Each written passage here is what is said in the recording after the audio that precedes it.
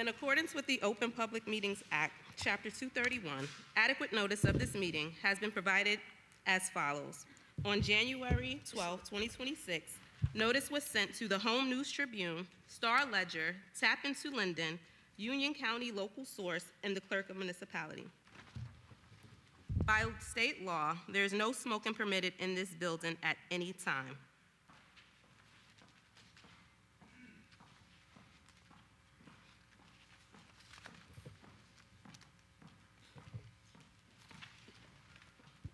In addition to the listed items in this agenda, this Board of Education may discuss and act upon other items not specifically referred to herein as is allowed at the regularly scheduled monthly board meeting under the Sunshine Law. Roll call. Ms. Cintron. Present. Mr. Halloran. Present. Ms. Kalia. Ms. Pino. Present. Mrs. Ulise. Present. Ms. Armstead. Present. Dr. Berghammer. Present. Mr. Campo. Present. And Ms. Thomas. Present. At this time, we are going to make a motion to approve minutes of the regular meeting held on March 26, 2026. Respectfully ask for a second. Second. Roll call. Ms. Cintron. Yes. Mr. Halloran. Yes. Ms. Pino. Yes. Ms. Ulise. Yes. Mrs. Ulise. Ms. Armstead. Yes. Dr. Berghammer. Yes. Mr. Campo. Yes. And Ms. Thomas. Yes. At this time, we're going to move on to comments from the public. Members of the public desiring to make a public comment may come forward at this time. For those watching online, if you wish to make a comment or ask a question, please utilize the raise your hand feature on the online meeting platform. Please begin your comments by stating your name and address. Individuals are invited to speak on one topic at a time, and no individual will speak more than once until all individuals so desiring have spoken once. The public is reminded that to ensure the efficient and orderly operations of the meeting, members of the public will be limited to speaking on agenda items for 3 minutes.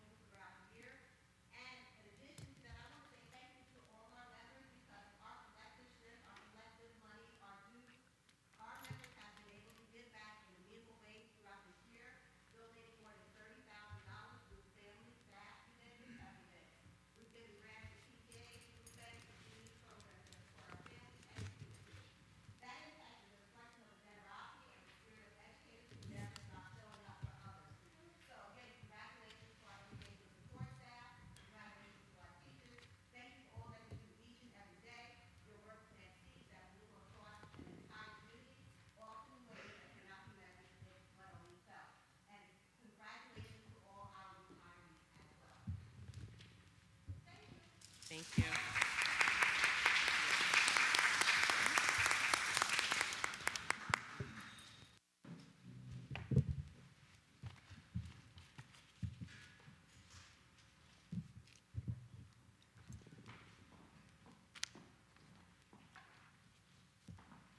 Is there anyone online?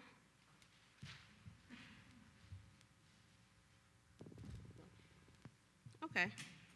So at this time, we're going to move on to the board president's report. Good evening, everyone, and thank you for joining us at tonight's Linden Board of Education meeting. Since our last meeting, members of the Linden Board of Education have remained actively engaged across our schools and throughout the greater Linden community. It has been a meaningful and productive month filled with opportunities to support our students, families, and important community initiatives. Over the past month, commissioners proudly participated in and supported the following: attending the Little Mermaid play at Linden High School, showcasing the incredible talent and dedication of our students and staff, having the opportunity to attend the I Am Beautiful field trip to go see MJ the Musical on Broadway, which is an inspiring cultural experience for our students. I had an amazing time with the students and staff and look forward to engaging in more with them and the I Am Beautiful initiative. I want to thank Principal Kuntz for bringing the initiative to the district and thank all of these staff members who have assisted in the implementation of the initiative. I've also had the pleasure of going to School 8 for their Test and Pep rally, uplifting and encouraging students ahead of their state assessments. And of course, the board has continued participation in our monthly board committee meetings to support ongoing governance and district priorities. Just want to give a few commissioner highlights. Commissioner Armstead was honored with the Justice in Action Community Leader Award from the House of Hearts Network, recognizing her commitment to education, equity, and community advocacy, with acknowledgement from Congressman Rob Menendez. She also hosted a community prayer vigil in partnership with the NHA-EON New Jersey, honoring the lives of Vice Mayor Nancy Mateer and Adeline Alfred, bringing our communities together in reflection and unity. Commissioner Pino attended a national policy discussion on educator workforce challenges, focused on addressing teacher shortages through aligned federal, state, and local solutions, with an emphasis on recruitment, preparation, and retention in high-need areas. Commissioner Ulisi also attended the ST Math Night at School 8, engaging with families through interactive math-centered activities.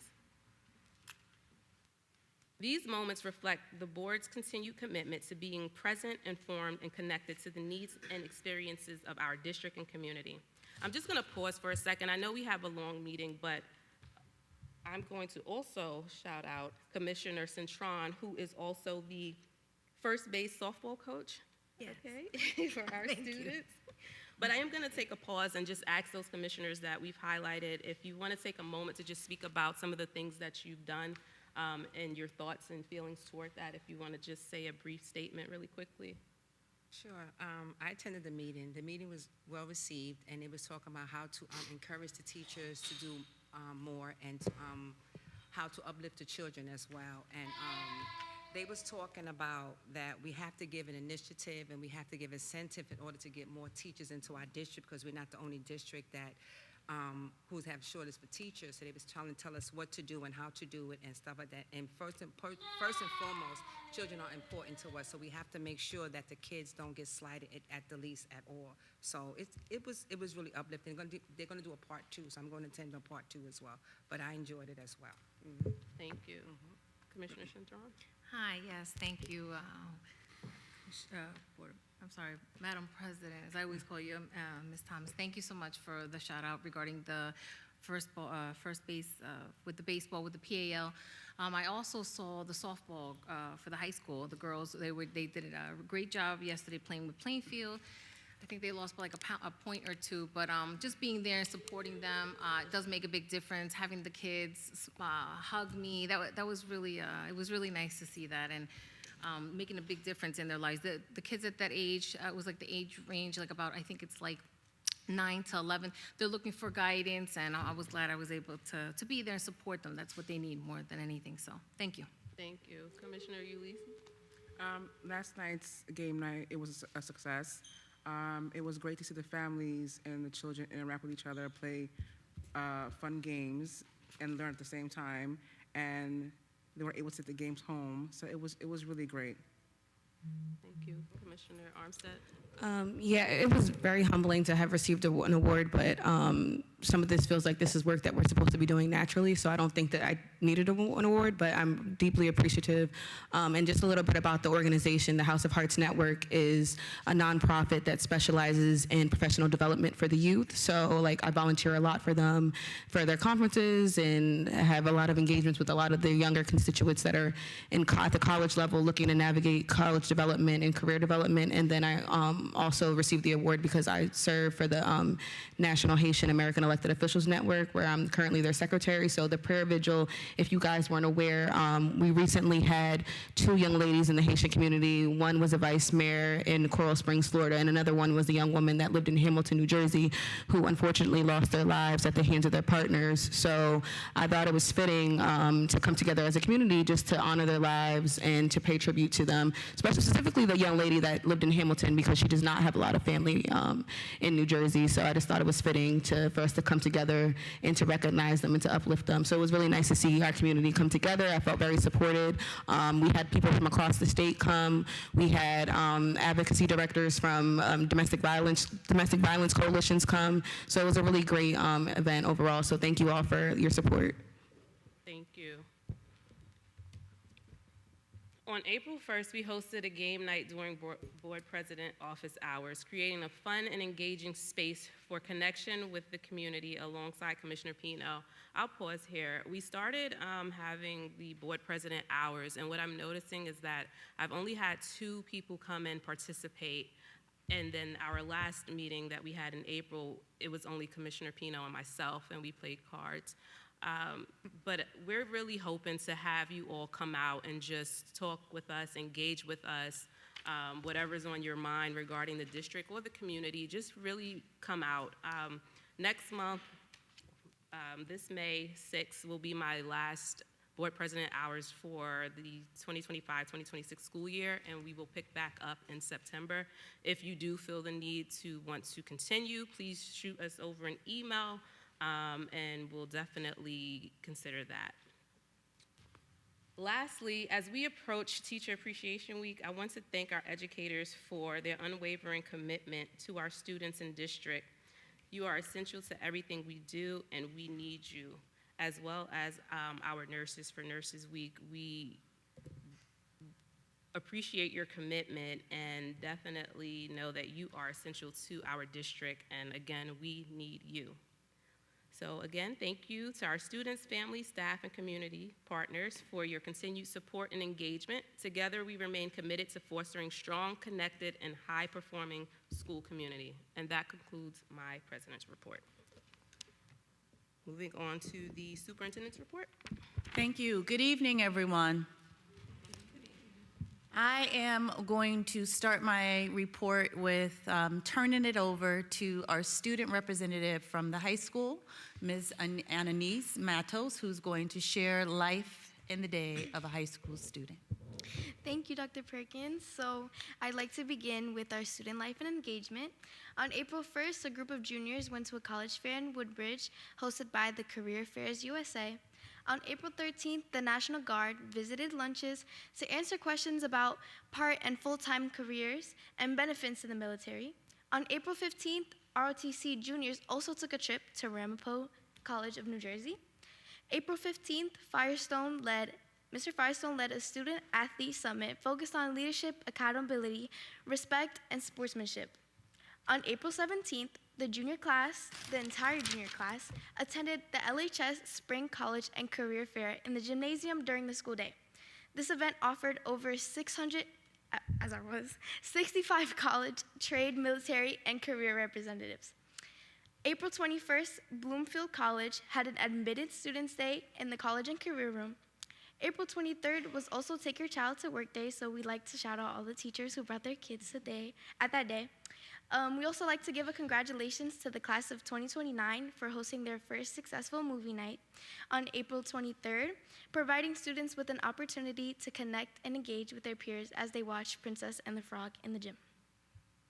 As for athletics, on April 3rd, the LHS held a gym volleyball tournament for student competition and engagement.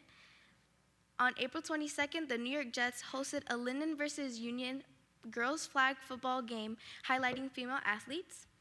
On April 23rd, a select few of our track and field athletes also competed at the Penn Relays. As for student voice, students are looking forward to celebrating their prom as the year comes to an end, and we would like to take this time to also remind all seniors to hand in their money and packets by May 4th. Students also have mixed emotions about the beginning of testing season. While students are excited for the end of the year, IB and AP students know that this will be a tough time for them, but they are one step closer to graduation. Students that also participated in the Chinese exchange trip voiced that they enjoyed learning about the Chinese culture and heritage. Making friends along the way, they also voiced that they felt they became more adventurous and courageous. They'd like to thank all administrators, staff, and their families for allowing them to go on the trip, that worked very hard to put this trip together and providing them with such a great, safe experience. As for club and student organizations, on April 22nd, students from the I Am Beautiful Club went to see a Broadway show in New York, an experience focused on promoting empowerment and self-confidence. The Science National Honor Society held their induction ceremony on April 16th, welcoming in new juniors and honoring seniors with certificates and graduation cords.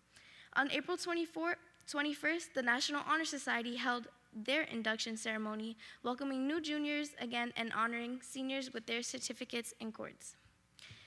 The Chick-fil-A Leadership Club will be hosting their Students versus Staff game tomorrow, April 30th, their basketball game in the gym.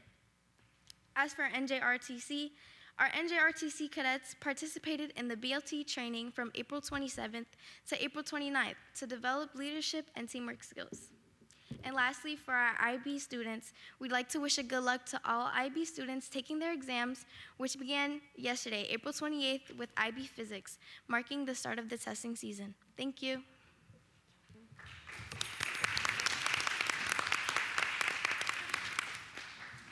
Thank you, Anais. So during my board president's report, I did forget to mention a very important day that is coming up on Friday, and it is Principals Appreciation Day. And we have quite a few principals here in the room, so I don't want you to think that I forgot about you. So if we can give a round of applause to our principals.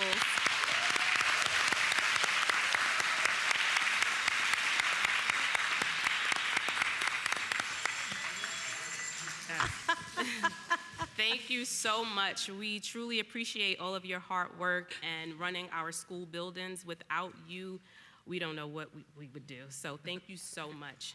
And I'll hand it back over to Dr. Perkins.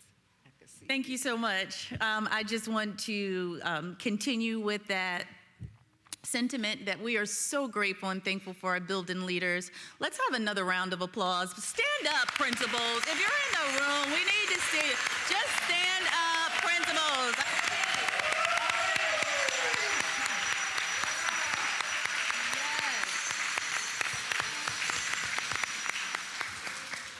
And boy, tonight is a phenomenal evening. We are in the presence of our support staff members as well as our Teacher of the Year recipients that were honored this school year. It's the governor's annual recognition for Teacher of the Year, as well per school, as well as education support staff. So in a few minutes, I'll call up all of the principals to come up and introduce your staff members, and then we'll give some more direction. A few things that I like to share first is we always start our report with acknowledging those that we lost. And it is, sad to report that Mr. James Clark, who was superintendent of schools, started in 1992 for 8 years, passed away on March 20th. And then also head nurse Suzanne Fagan, who was at the LHS and the Academy building, who started in 1990. She passed away on April 16th. So we like to just give a moment to reflect on their contributions to our district. May their families be supported and comforted at this time, and we always will be indebted to the services that they provided to our district. We have 3 staff members who decided it is time to retire. And so we want to say congratulations to Angela Keurig, who is in the audience this evening.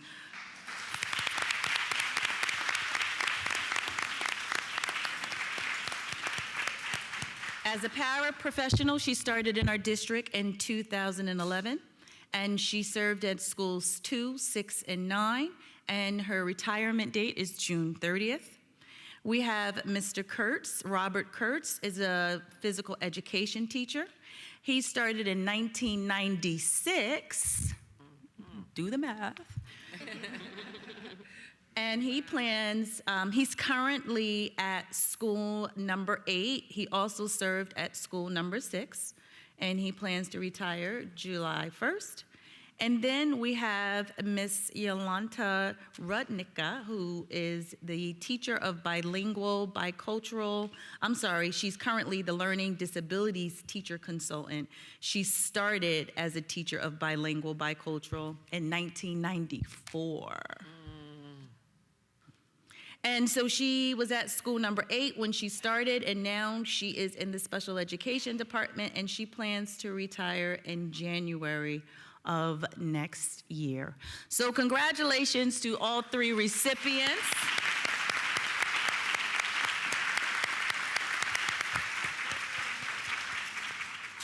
We wish you a wonderful time preparing for retirement, and once you get there, please remember us, but more importantly, remember yourselves, right? That's what it's all about, that you put your time into one place and now you have new beginnings somewhere else. And on behalf of Linden Public Schools, we wish you well, soar. And if anybody wants to come back and substitute, we are here.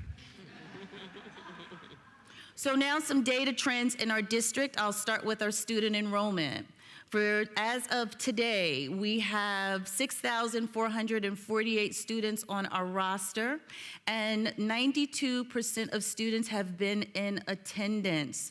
Compared to last year, it's about the same, 92%. As we track our chronic absenteeism, I will say that we are down about a point from this time last year, and we have many initiatives in place to help our families understand the importance of attendance. If students miss more than 18 days in a school year, it's an automatic failure. If students miss school, they miss their education. They miss the opportunity to not only learn and grow, but to also just understand the importance of discipline and expectation. We see a lot of trends that on the elementary level, they cannot control getting to school. Our elementary students are the product of the environments of their parents, so please, parents, please get your children to school. We are tracking it. We are looking at what day of the week is the days that indicate students think, maybe take off, compared to the reason why. At our Linden High School, we've partnered with a company called Concentric, where they're knocking on the doors of our families, right? And thank you for the feedback. And our goal is to ensure that when we say that we need you all means all, our students need to be in school. We send letters, we send phone calls. I had one of our principals just send me something this week, who just shared out other ways that they're trying to make sure that they're reaching out to the families. Soon it may be TikToks, who knows? But the goal is that this is a serious moment where we need our students in school, and we're going to do everything that we can to get them here. And as a district, we are out of compliance with state standards when it comes to students being in school. We're here, and we need our students to be here too. And that is one of the goals in our strategic plan that indicates with over the next 5 years, we are going to meet the benchmark for state expectations for students being in school. So please, each one reach one, and let's get our students in school. And if anything's needed, please contact your school, your principal, social workers, or even our office, my office. Our staff attendance, 26% of our staff were absent this month, and 52% of those absences needed a substitute.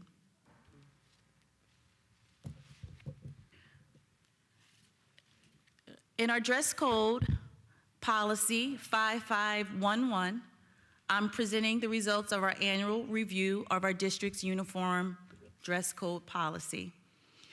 It was conducted in collaboration with our building principals across all of our 11 schools as we track their data each month that is shared out at the board meeting. So the findings are: student compliance with uniform policies have been consistent across all grade levels and buildings. Principals report the policy continues to foster a focused, respectful, and equitable learning environment. Supports for economically disadvantaged students remain in place and are working as intended. No unresolved exemptions were for religious accommodations, appeals, or legal matters were identified during this review. And so based on the review of policy 5511, student dress and grooming will continue as written for the 26-27 school year, and there are no revisions to the policy that are warranted at this time. Notices will be going home to families to remind them that the policy is in effect. And we want to thank the Board of Education again for this year for putting forth the initiative for all families to have received 4 shirts this school year. Please note that this is the only year that that accommodation could be made. Schools will be sending letters home soon to have uniform swaps as well as other departments. So we'll be collaborating with that and more information will be forthcoming. As a district, for the month of April, the district has shown 99.37% compliance. All schools in the district have over a 98% compliance rate. So please continue to have our children in uniform. Now I'd like to go over some district highlights. Our secondary parent-teacher conferences concluded last month, and that's another opportunity for us to ensure that the homeschool connection is empowered. And we did hear feedback from teachers that at some point that one teacher, because of a glitch in the system, had an abundance amount of parents waiting.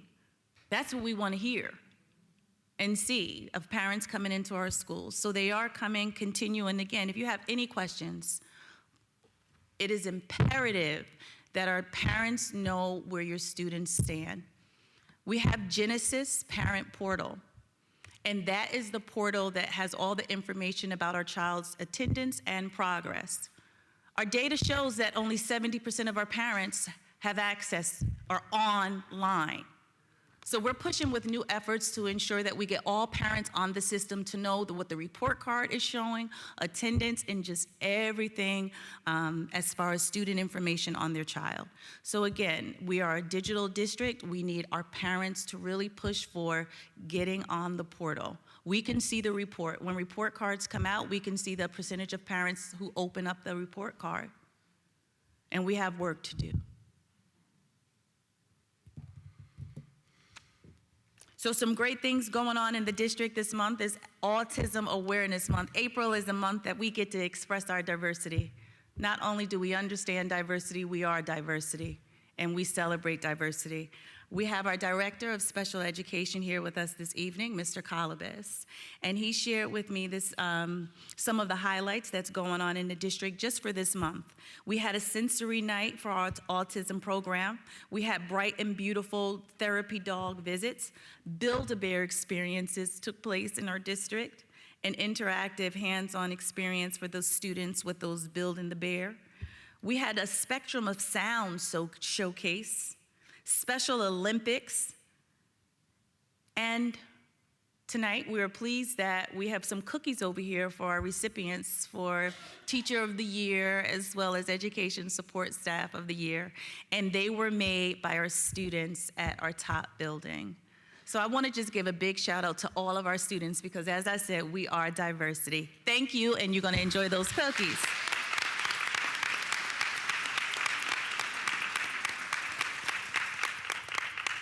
Linden Public Schools is once again nationally recognized as an NAMM Best Communities for Music Education. This is the 12th year that we've received this honor. And this honor is sustaining a level of strength, our district values, and collaboration through music and fine arts. And in the words of the supervisor, Mr. Matt Lorenzetti of Fine Arts and Music, he wrote and said, it truly represents a collective effort among the Board of Education, administration, teachers, students, and our community leaders. Your continued commitment to recognizing the importance of the arts, especially music education, has been instrumental, pun intended, in fostering an environment where students can thrive both creatively and academically. So congratulations to our students and our staff and Linden Public Schools. We have been now recognized again nationally. That's it, yeah, let's do it, nationally.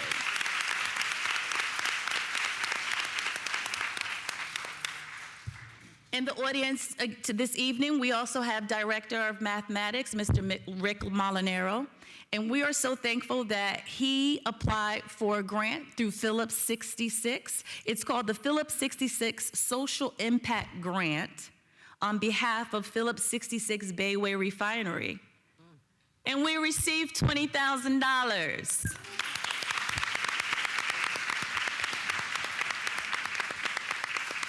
So thank you, Mr. Molinaro, right, who came, right, and I know one of your students is here this evening, right, the student, Mr. Peoples. It was nice to see a teacher from the past, and we're just so thankful that we have another opportunity to provide our students with services and support. The grant is going to be used for technology and to help our students. And so in speaking with grants, I'm going to shift a little bit to talk about scholarships. Right now, we have 498 seniors for the class of 2026. 73 local scholarships were posted. Students, you have until May 15th to finish applying for these scholarships. The awards night for scholarships will be held in June. Currently, the class of 2026 has raised $3,365,600 in scholarships. So we are on the road.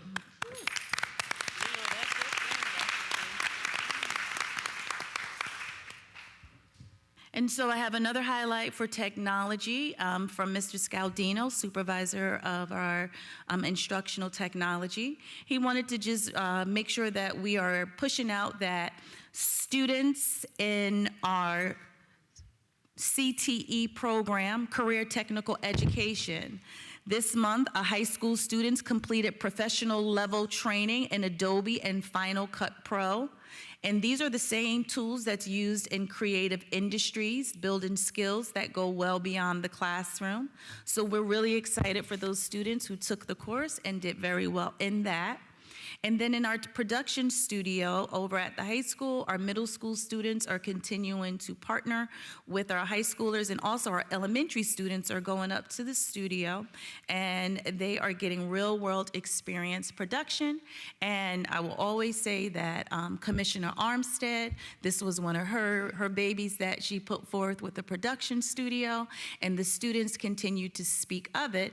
And I will say that we have one student who is in middle school who sent an email and shared that by seeing Ms. Armstead and the services that's provided through the board meetings, she would like to meet with this commissioner and to gain more knowledge and input. So thank you to all board members for the services that you provide.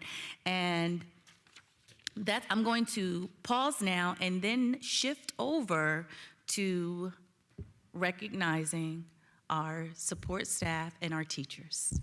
So.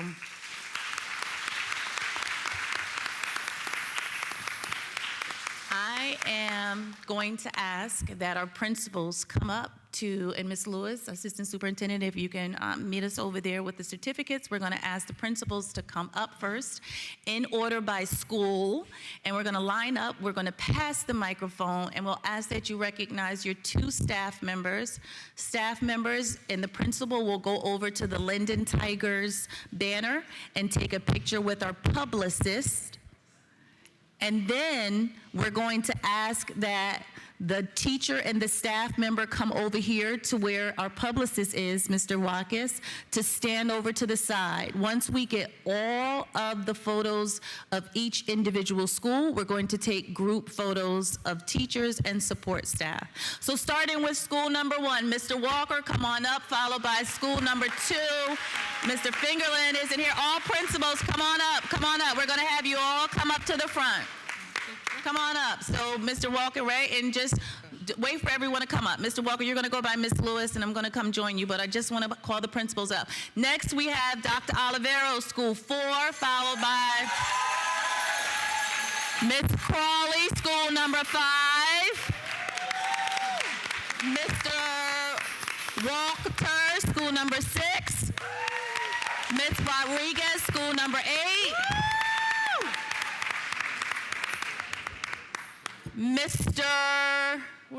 Mr. Happel, school number 10. McManus Middle School, Mr. Mastriano.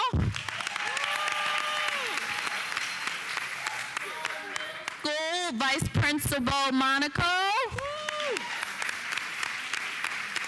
And our flagship, Mr. Kuntz, Linden High School. All right, Mr. Coates. So let's have some fun. And then board members will take a picture. We'll pass the mic. Let's get all of these support staff and teachers up here. We are so proud of you. Thank you so much. Another round of applause to our teachers.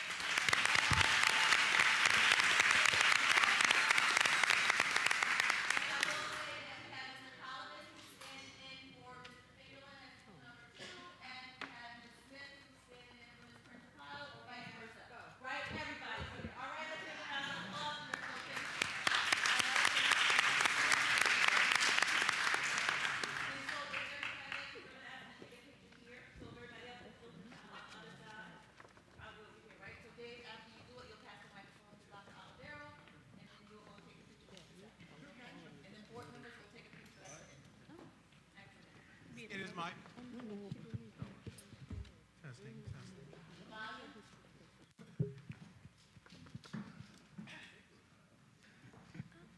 Testing, testing. Testing. All right. So it is my pleasure first to be able to recognize our ESP of the Year, Samantha Pizzarelli.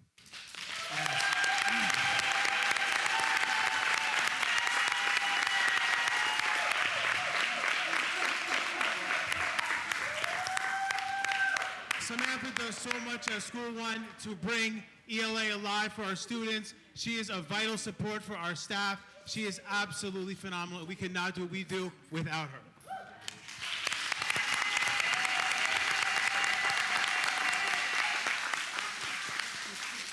And I want to recognize our Teacher of the Year, Miss Halpern.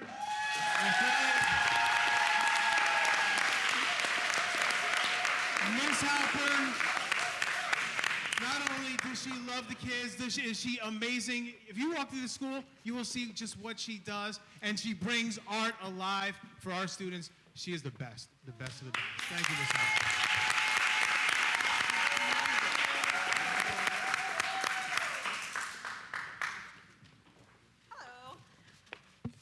Is this working? No. Hi. So I am very, very lucky to be able to stand in for Mr. Fingerlin and for his Teacher of the Year, Maria Pagan. She is amazing first grade teacher. I've been in her classroom a million times, and she is excellent with her students. They love her, and she has a love of teaching. So congratulations.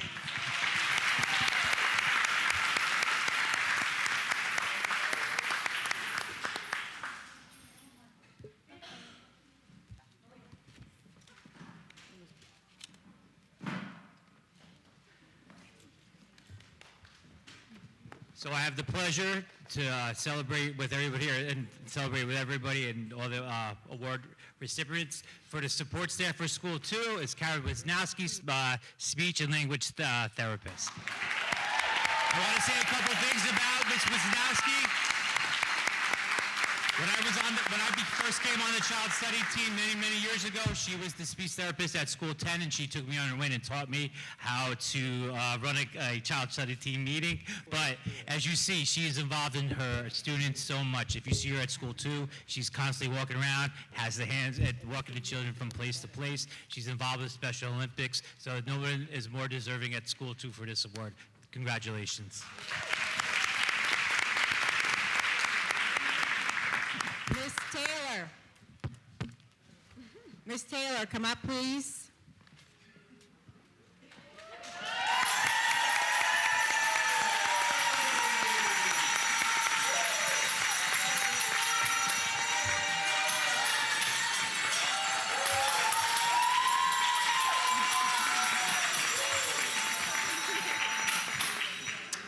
Ms. Taylor is a professional who consistently demonstrates outstanding instructional practice, unwavering commitment to students, and a deep belief that every child can succeed.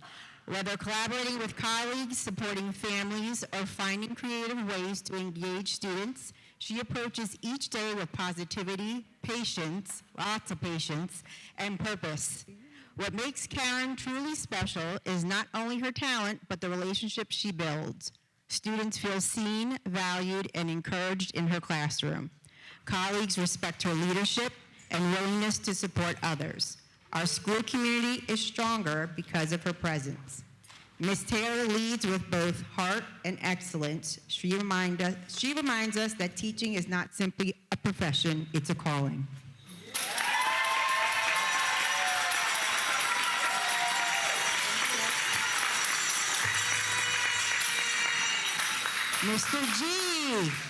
Mr. G, come up.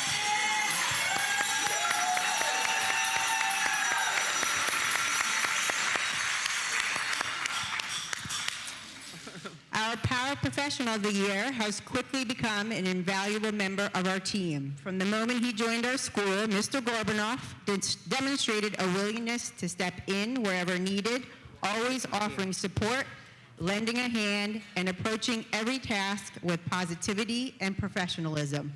What stands out most is the care and dedication he shows to the students he serves each and every day. Working alongside a classroom teacher, he provides patience, encouragement, and consistent support to our special education students, helping them grow both academically and emotionally.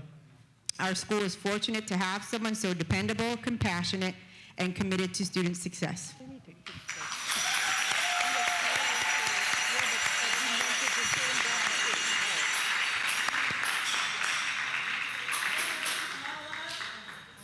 Can we fix the mic? What's going on with the mics? Mic's on. Thank you. At this time, I would like to call up Ms. Jamie Presluha, School Number 5's Teacher of the Year.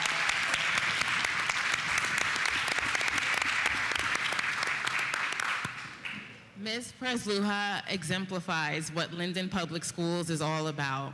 She is not only just an amazing fifth grade teacher who supports our students, she is respectfully known as our data diva, okay? Our data diva, because she constantly looks at our school data and finds ways to improve, to support not just our students, but to support our teachers.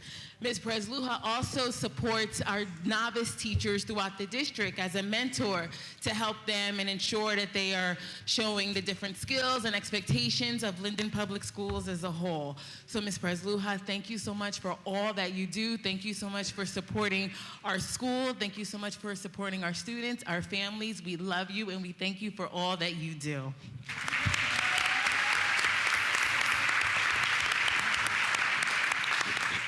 At this time, I would also like to call up Mrs. Jane White.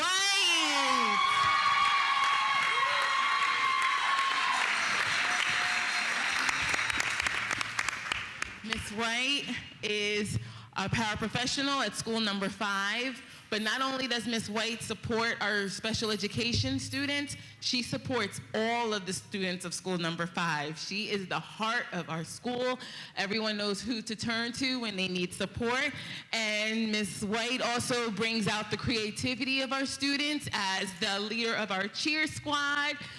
Ms. White could do a cheer for you. I'm not gonna put you on the spot, but our students, our staff love you so much. Thank you so much for all that you do, for being such a great support. We love you.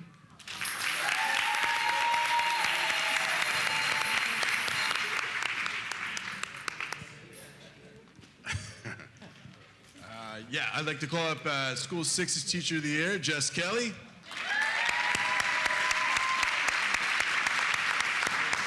I've asked Miss Kelly's students to contribute to what they think of her. She cheers me up when I'm having a bad day.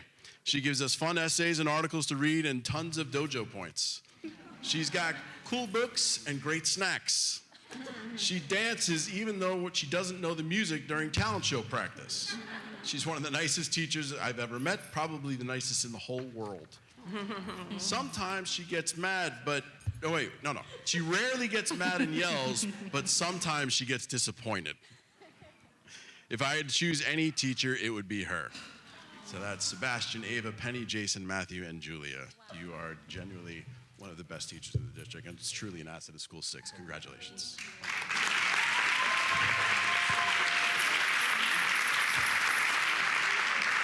And our Professional of the Year, Miss Amanda Manzo. Woohoo! How's that? Love it.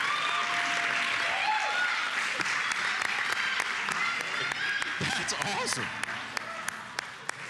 Miss Amanda has found that perfect balance between genuine care for her student, but also holding that student accountable. You are very unique. You have found that perfect balance. You are a great paraprofessional, a wonderful mom, and just a genuinely just great person. Congratulations.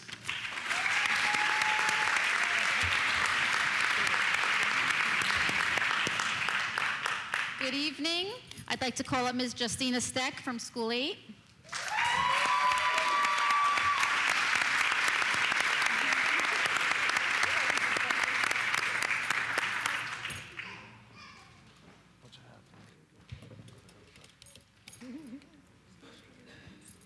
Ms. Steck is an exceptional resource room teacher for School 8. She consistently goes above and beyond for her students.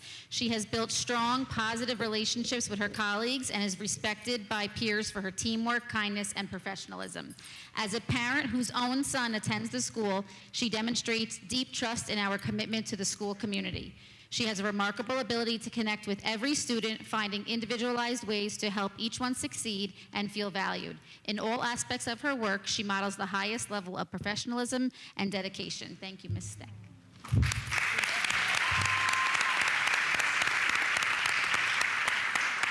And our Service Professional of the Year is Miss Andrea Pinos. She can't be here with us tonight. She's home being a mom, which I can understand. But I think it's worth saying that her dedication to the students is evident in everything she does. She works with some of the neediest populations. She provides care, compassion, and support to her students as if they were her own children. She takes on a natural leadership role in the classroom, helping the teacher, and can always be counted on to go above and beyond for those she serves. She holds high expectations for her students while patiently supporting them at their own pace, helping each one grow in confidence and achievement. So we thank her as well.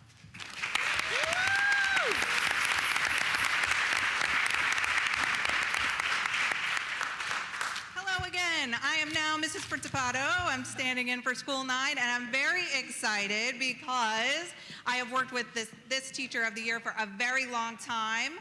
She helps our youngest students learn their letters, learn their sounds, learn all the foundational skills for reading, and gets them ready to read in those upper grades. She is amazing. Come on down, Robin Wazowski.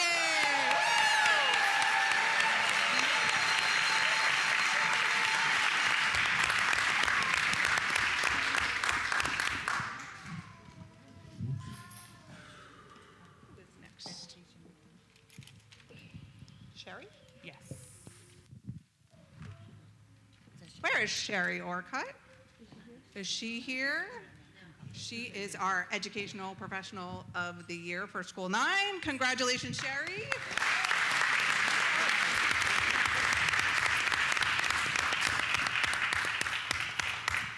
Good evening, everyone. School 10, our Teacher of the Year and our ESP of the Year are actually a team. So I'm going to call them up together, Ms. Sheila Diaz and Ms. Tara Aquaviva. They are together in the same room. So Ms. Sheila and Ms. Aquaviva, they work together in one of our autistic classrooms. And, you know, closing out Autism Acceptance Month in the next day, it's more than appropriate to have them up here because they work with our neediest students, and if you could see the magic that they create every day, it would bring you to tears because they are just that good. Ms. Sheila started working with Ms. Aquaviva just last year, but again, if you went in the classroom tomorrow, you'd think they were working together for 15 years. Mm-hmm. They're that good together. It's like watching an orchestra together. They care for their kids. Social, emotional, academic. They meet every need that these kids could ever need. We are so grateful to have them at School 10 and in Linden. Thank you so much for everything you do.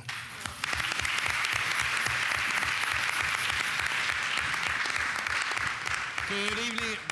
Hello, can you hear me? It's on. Good evening, everyone. First, I want to start by congratulating all of our teachers and educational service professionals, staff of the year. Congratulations to all of you. Some I had the opportunity to work with, and some from the very beginning of my career, 20 years ago, Miss White. So congratulations to all of you. Some I got to teach with you, be a principal. So congratulations. At this time, I want to recognize our teacher here at McManus Middle School, Mr. Anthony Ventura. Unfortunately, Mr. Ventura could not be here with us tonight. But I would be remiss if I did not say Mr. Ventura is like an anchor at McManus Middle School, 20 plus years of service. He could run the building better than anybody else can. He's a true leader. He has done everything in that building: teacher, leader, coach, mentor.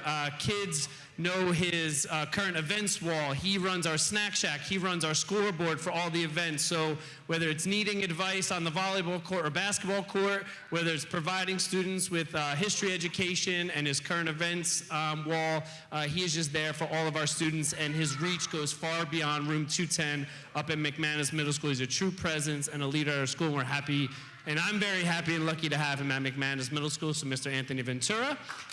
Yep. And now it is a great honor for me to recognize our Educational Service Professional of the Year, Miss Lisa Sassone. If you could come up.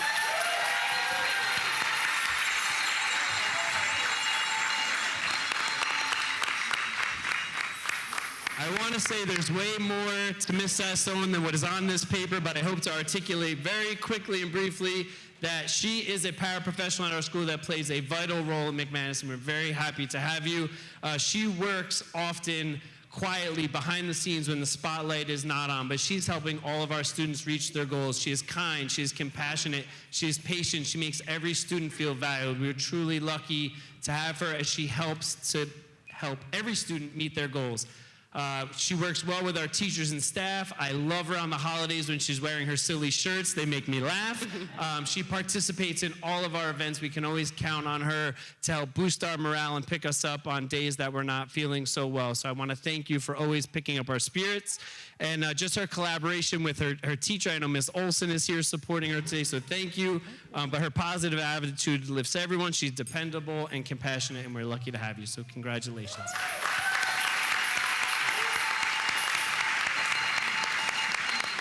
All right, good evening, everyone.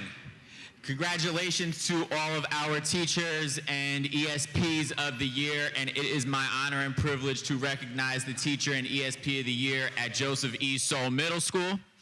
So the first honoree, Miss Eliana Peñaranda Zamora, is our Teacher of the Year. You named the activity at Soule Middle School. Miss Peñaranda Zamora is probably a part of it. Our climate and culture team, our diversity club. She leads our international breakfast and our diversity day event, ESL tutoring. She worked 21st Century for a time when I was a supervisor of 21st Century. Her office, her classroom is right across from my office, and I see the rapport that you have with our students. So thank you on behalf of Ms. Long and myself. Congratulations, well-deserved Teacher of the Year. And our ESP of the Year, Ms. Lisa Martins, paraprofessional. We can all count on Ms. Martins to provide a spunky personality, always cheery, saying hi to everyone, being there for our students, being a team player, anything that we need, you're here for us, ready to be flexible and adapt in a moment's notice. So on behalf of Ms. Long and myself, congratulations, Ms. Martins, our ESP of the Year.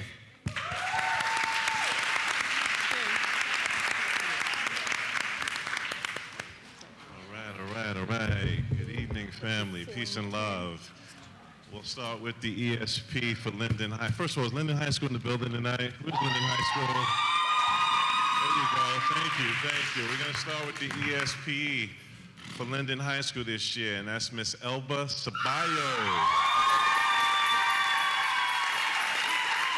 Miss Ceballo, come on up, Miss Ceballo. Miss Ceballo is a wonderful, extraordinary guidance counselor. She works hard and she goes above and beyond to provide supports for all of our students. She is loving, she is caring. She works as the multilingual learner coordinator. She is very passionate about supporting that population of students. She has such positive energy. When you come into her office, you can immediately feel it. When I walk into her office, if I'm having a bad day, that smile right there just takes me to the next level and makes it easier for me and everyone else to be a part of the Linden High School community. So we want to congratulate Ms. Elba Ceballo once again as the ESP of Linden High School. That's right. And next we have Mr. James Orr.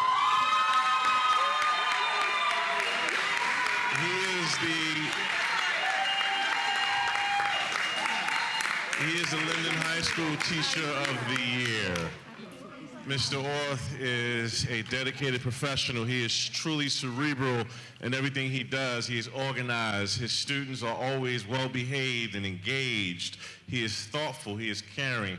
And I'm truly honored to have him as a part of our Linden High School community.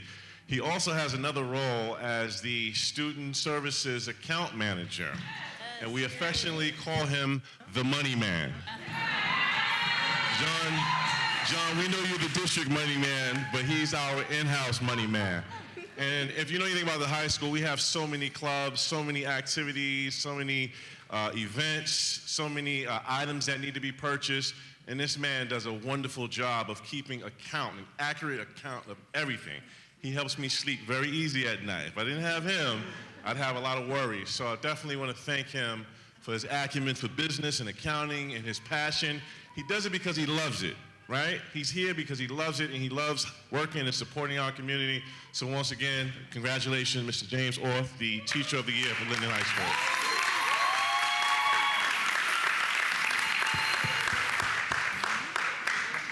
Good evening, everyone. So if we can give everyone a final round of applause for all of our honorees.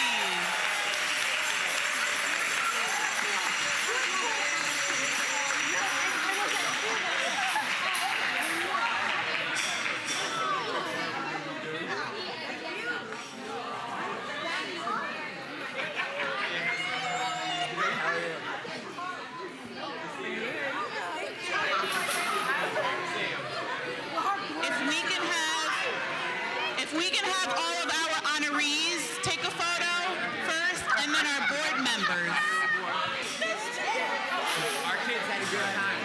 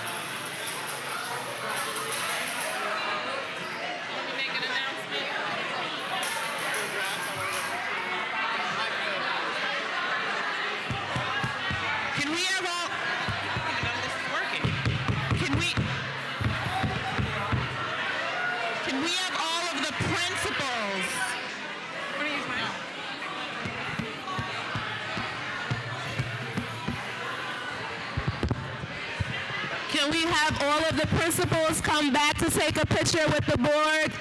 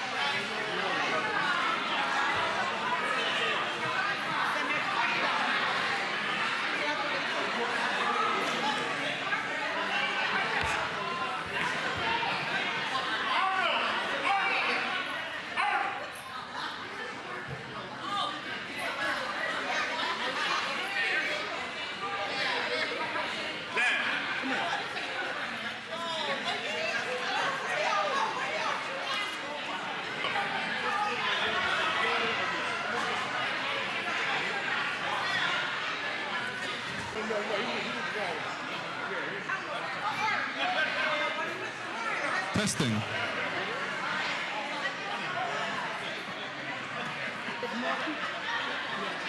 Testing, testing. Testing.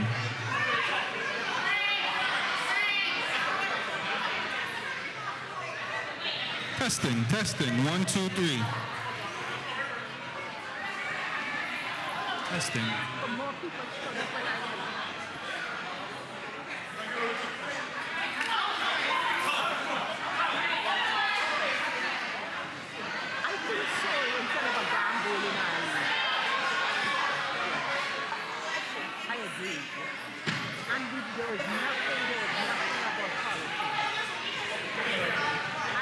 Testing, testing.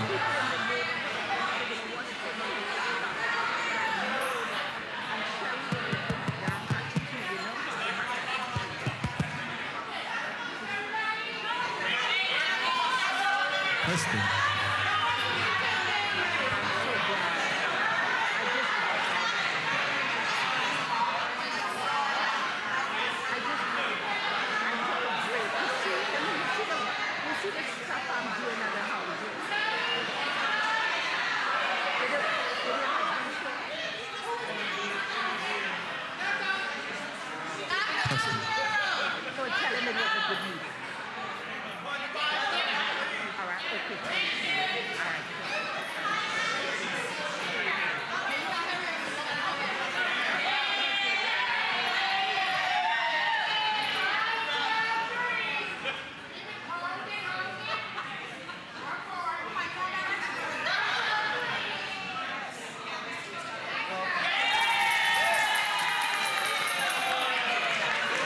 One, two, three.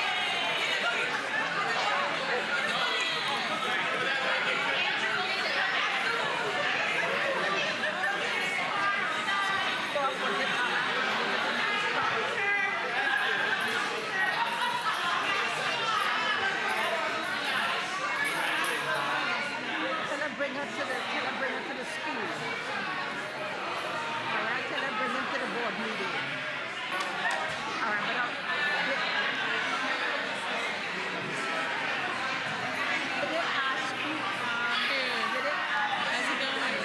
It's so busy today.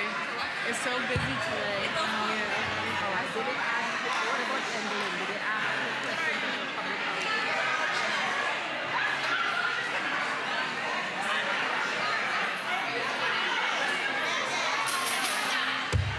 Reach out to the tenants, right? To the people. What do you think? Yeah. Hey, what's up? What's happening? How are you doing? I'm all right. Good, good. Yeah, I haven't seen you in a while. Yeah, My right? mom keeps me up to date with your daughter. And I was like, yeah. Did you see her? Oh, she? Unless she left already. She was in the corner. You all right? I'm good. I'm good. Yeah, she was here. Oh, okay. I can't figure out like the schedules and stuff, so it's been really You didn't miss nothing. Just presentation. like all the teachers. So what part? Couple of paras, teachers of the year. Ready?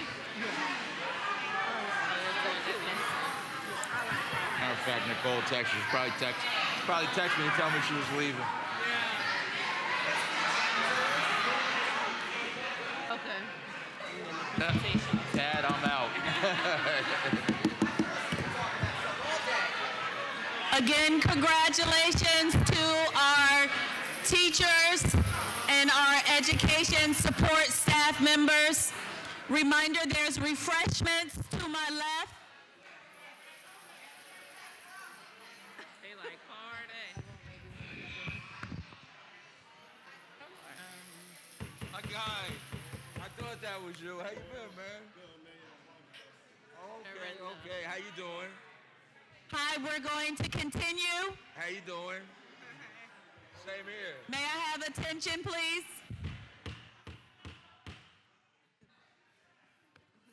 Hello. Again, and there are refreshments to my left.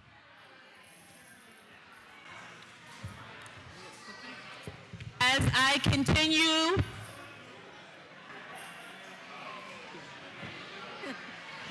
One more time. as I continue with the superintendent report, I'd like to remind all families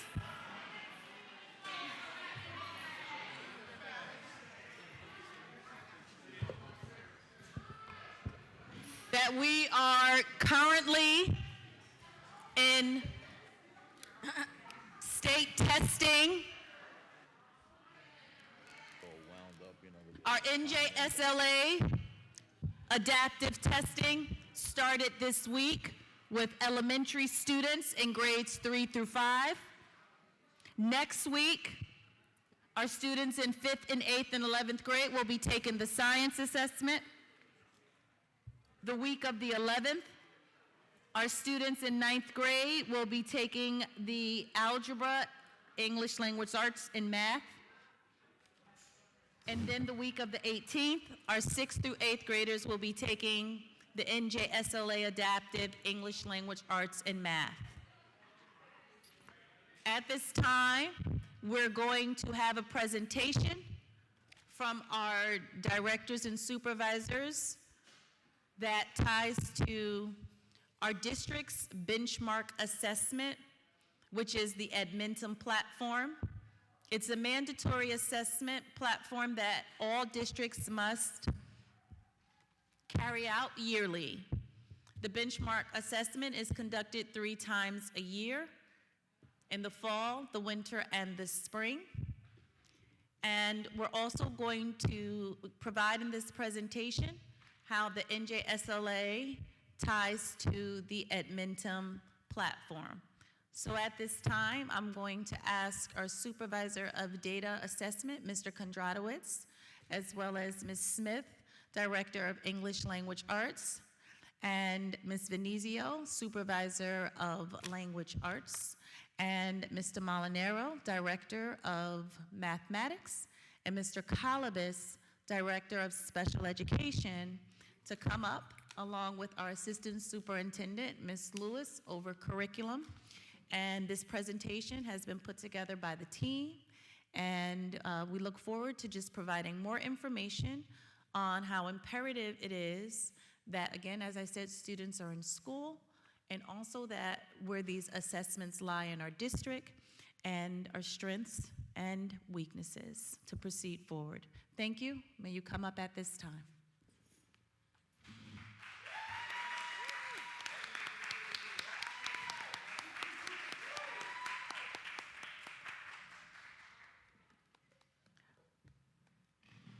Our director from Multi-Language Learning, Ms. Orlean, was unable to make it. However, her department also participated in the presentation in collaboration on how we are looking at how this assessment impacts our 3 populations, our general education students, our special education students, and our multi-language learning students. Okay, good evening, everybody. Can we hear me? Okay, so as Dr. Perkins said, this is a standardized benchmark assessment that we're going to provide you with some information on. Each of us is going to take a small component, and at the very end, we're going to present some data to you to see how well it's been working since its implementation. So as far as classroom implementation, we initially roll out 3 diagnostics a year, our beginning of the year, which is in September, middle of the year, which is roughly around January, and the end of the year, which is usually after the state assessment, roughly in May. These are diagnostic assessments. The first benchmark assessment that is given in the beginning of the year, that's used to set each an individual student on a learning path, and that's called their exact path. From there, all of our directors and supervisors and our teachers, we look at that data throughout the year to make educational decisions and try to target the needs of all of our students to support teachers in their instruction. Once they're on exact path, this is how this is rolled out. So this is all grades, all students in grades 1 through 12 that take math and language arts.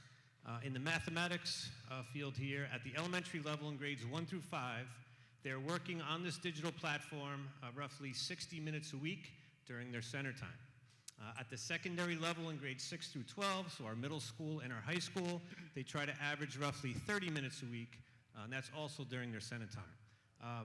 The difference in the minutes is coming from the fact that the elementary students have a longer block in their math time versus what they have at the secondary level in middle and high school.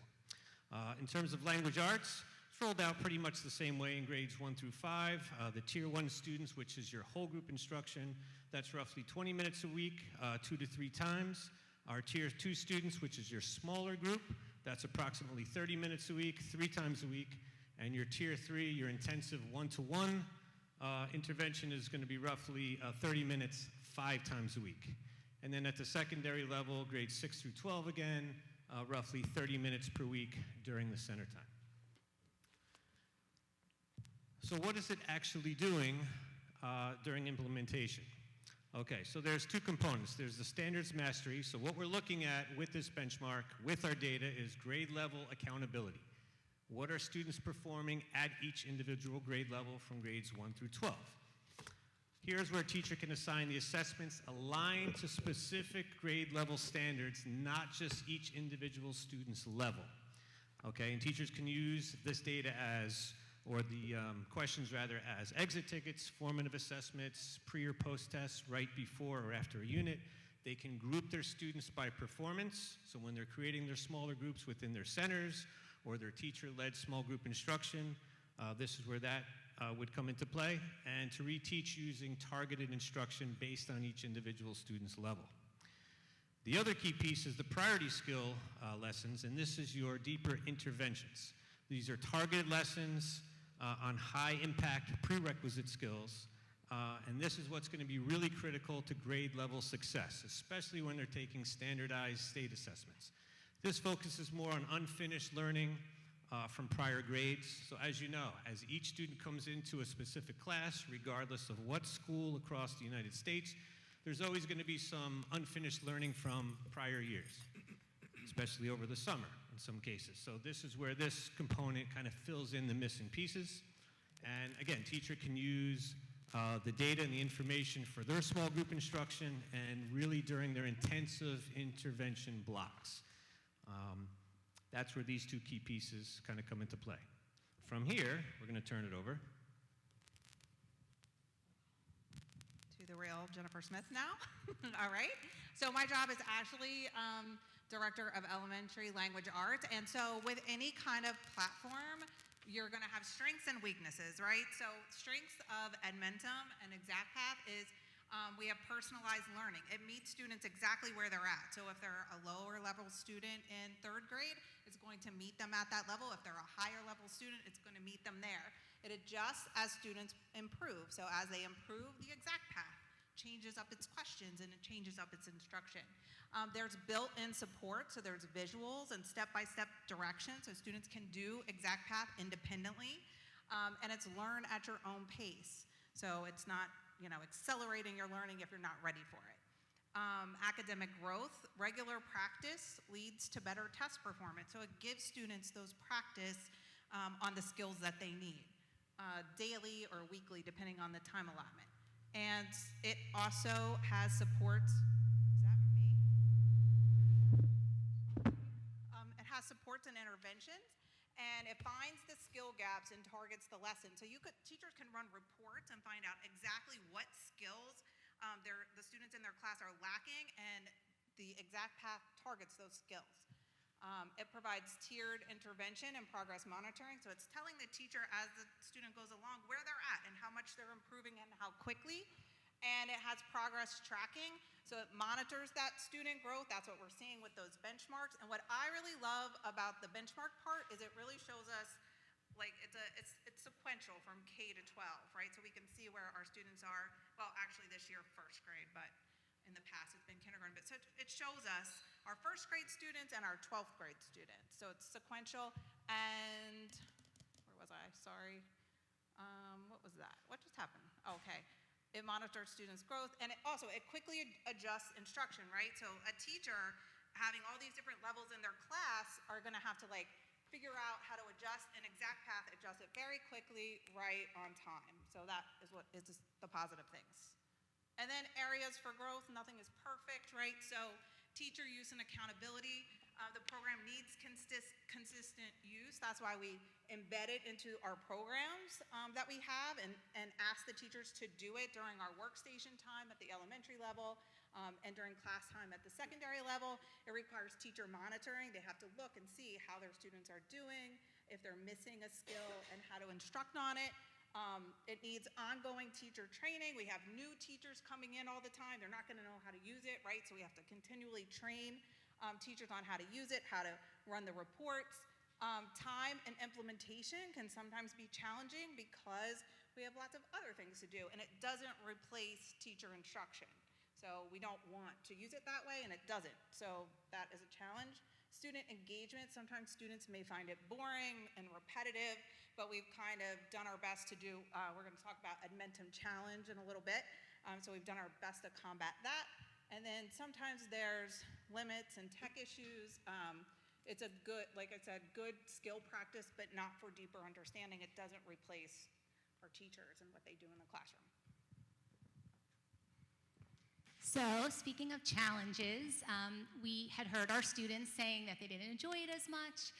Some found it a little boring, so we wanted to kind of do something to get their excitement and build that student engagement. So we came up with a district-wide challenge.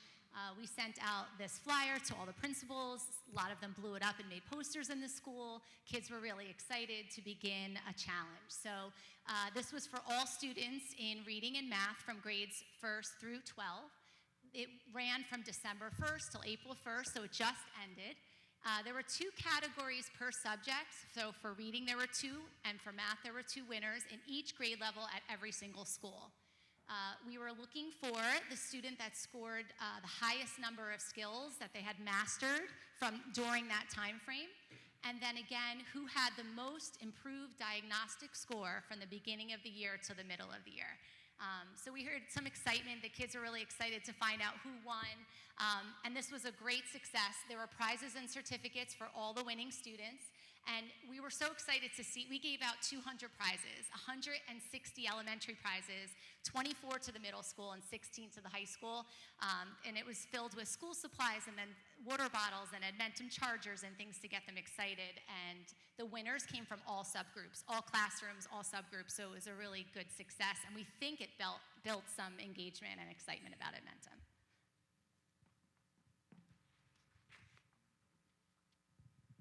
So I'm going to speak on the multilingual learners and the special education component and how it is used for Edmentum is used. So for multilingual learners, visuals and step-by-step directions. It makes it easier for the multilingual learners to understand. It provides a translation to the exact path. With the multiple languages spoken in our district, this comes in handy. It meets students where they are. It builds a foundational and vocabulary skills, language acquisition to support ELA pathways, and has text-to-speech, read aloud, and in print in translation as well. And that correlates also to special education when we talk about text-to-speech, read aloud, and print translation. So it is embedded through all subgroups. Now, for special education, it can be used for skill remediation, which goes as part of the student's IEP, and it helps the case managers and the teachers to perform targeted-based practice on the deficiencies that could go into the IEP for progress indicators or goals and objectives.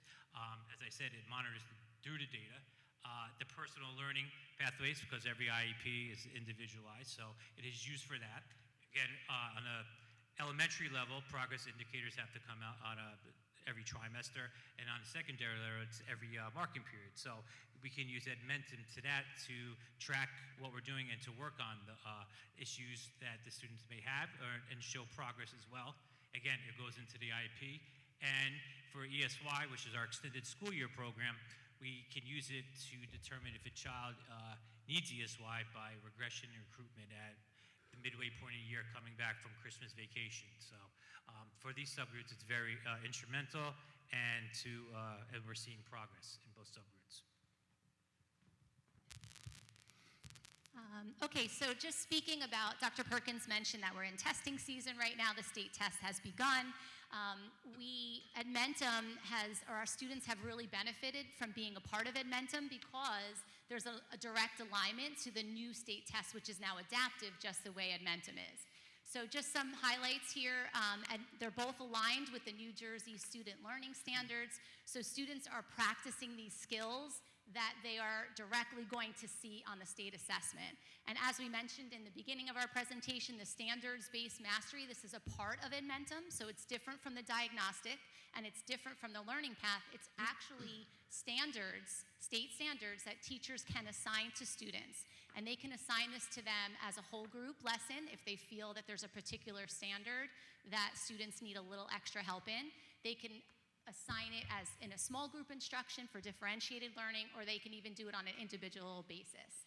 The NJSLA-A and NJGPA-A adaptive is this computer adaptive test now. These means that the questions will become either easier or harder as the students are taking the test based on their responses. So again, Edmentum, the exact path and the diagnostic assessments are also adaptive learning. So their instruction is based, so our students are familiar with this kind of learning. It does help prepare them for this adaptive nature of state testing. It identifies the skill gaps that we spoke to earlier, providing remediation. Before they move back into their grade level content, it kind of gives them that remediation practice, and that's where we priority skills. It's another asset that they get to use. This priority skill lesson is where teachers can go in, and once again, at a whole group, small group, or an individual basis, they can assign a certain skill that a child might need help in, fill in that gap before testing comes. And then finally, just Edmentum is helpful to help them become more comfortable with the rigor of adaptive testing, which changes as it becomes challenging.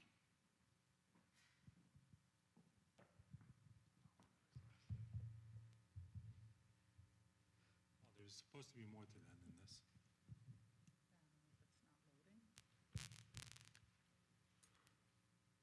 Well, I'll talk about what's supposed to be there. Is that our general population students have gained about 40 points over the course of beginning of the year to middle of the year, diagnostic in math.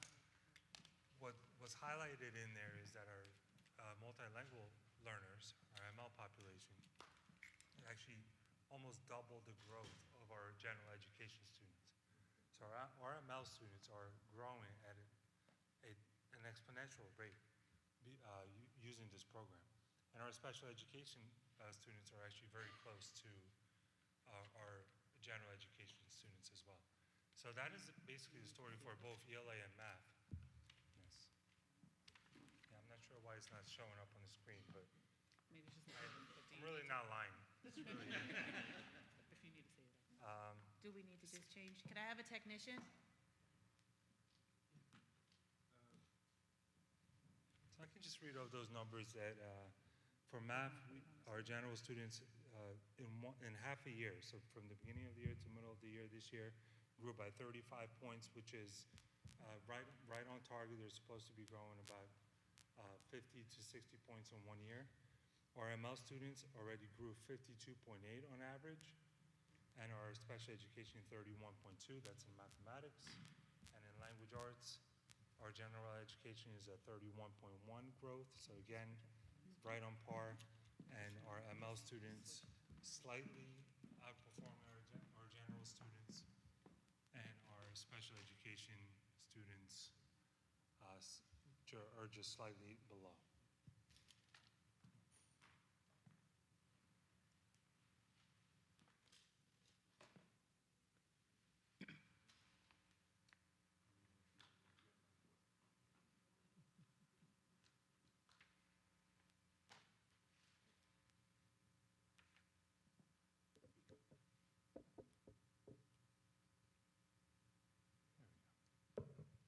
So basically, exactly what I just talked about here. I'm not able to use the clicker. We can click. There it is, just show it again. Clicker. Go ahead, screen.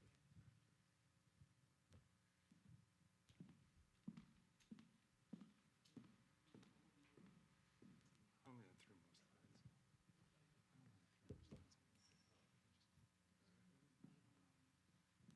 All right, so as students progress through skills, right, as they master skills, here are the results of an impact that skills mastery makes in student growth. So as you can see, the more skills the students master, the higher their average growth is. And now these are the results of last year, because I wanted to compare that to how we did on NJSLA last year. So the more skills the students master throughout the year, the higher growth they have on their assessment in mathematics as well as reading. So that in reading, that's sweet spot between 8 and 16 skills in 1 year, which isn't just like one test. It's a series of many minor lessons and things like that. Right? So how does this correlate to our state testing for last year? So I did a correlation study, and just a brief explanation of correlation. It's a number between -1 and 1. 0 meaning there's no correlation at all, no relationship at all between the two numbers. 0.5 being weak correlation. 1 is perfect correlation. There's nothing in this world that's perfect correlation. So anything above 0.5, we feel good about. ELA and math are both over 0.7, which is a very strong correlation between our Edmentum scores, our NJSLA scores. In other words, the more skills our students master throughout the year, the higher their NJSLA scores will be. And the data is there to prove it.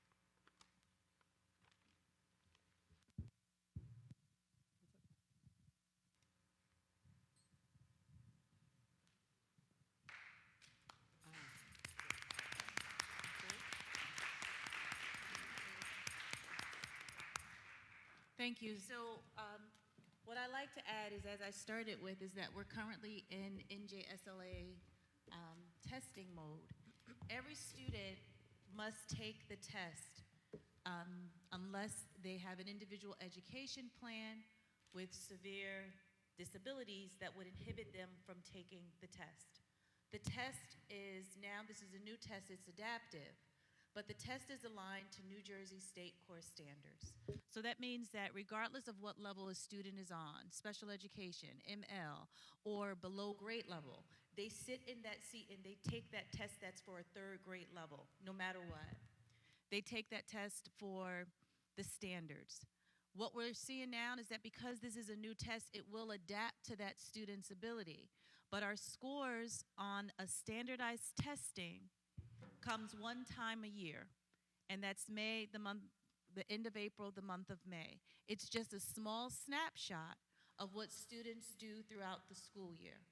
Our benchmark assessment must take place 3 times a year. It's state mandated. So whether it's Edmentum or a different program of which we've had in the past, we still have to ensure that we have a program that's in alignment with state standards and meeting our students' ability level.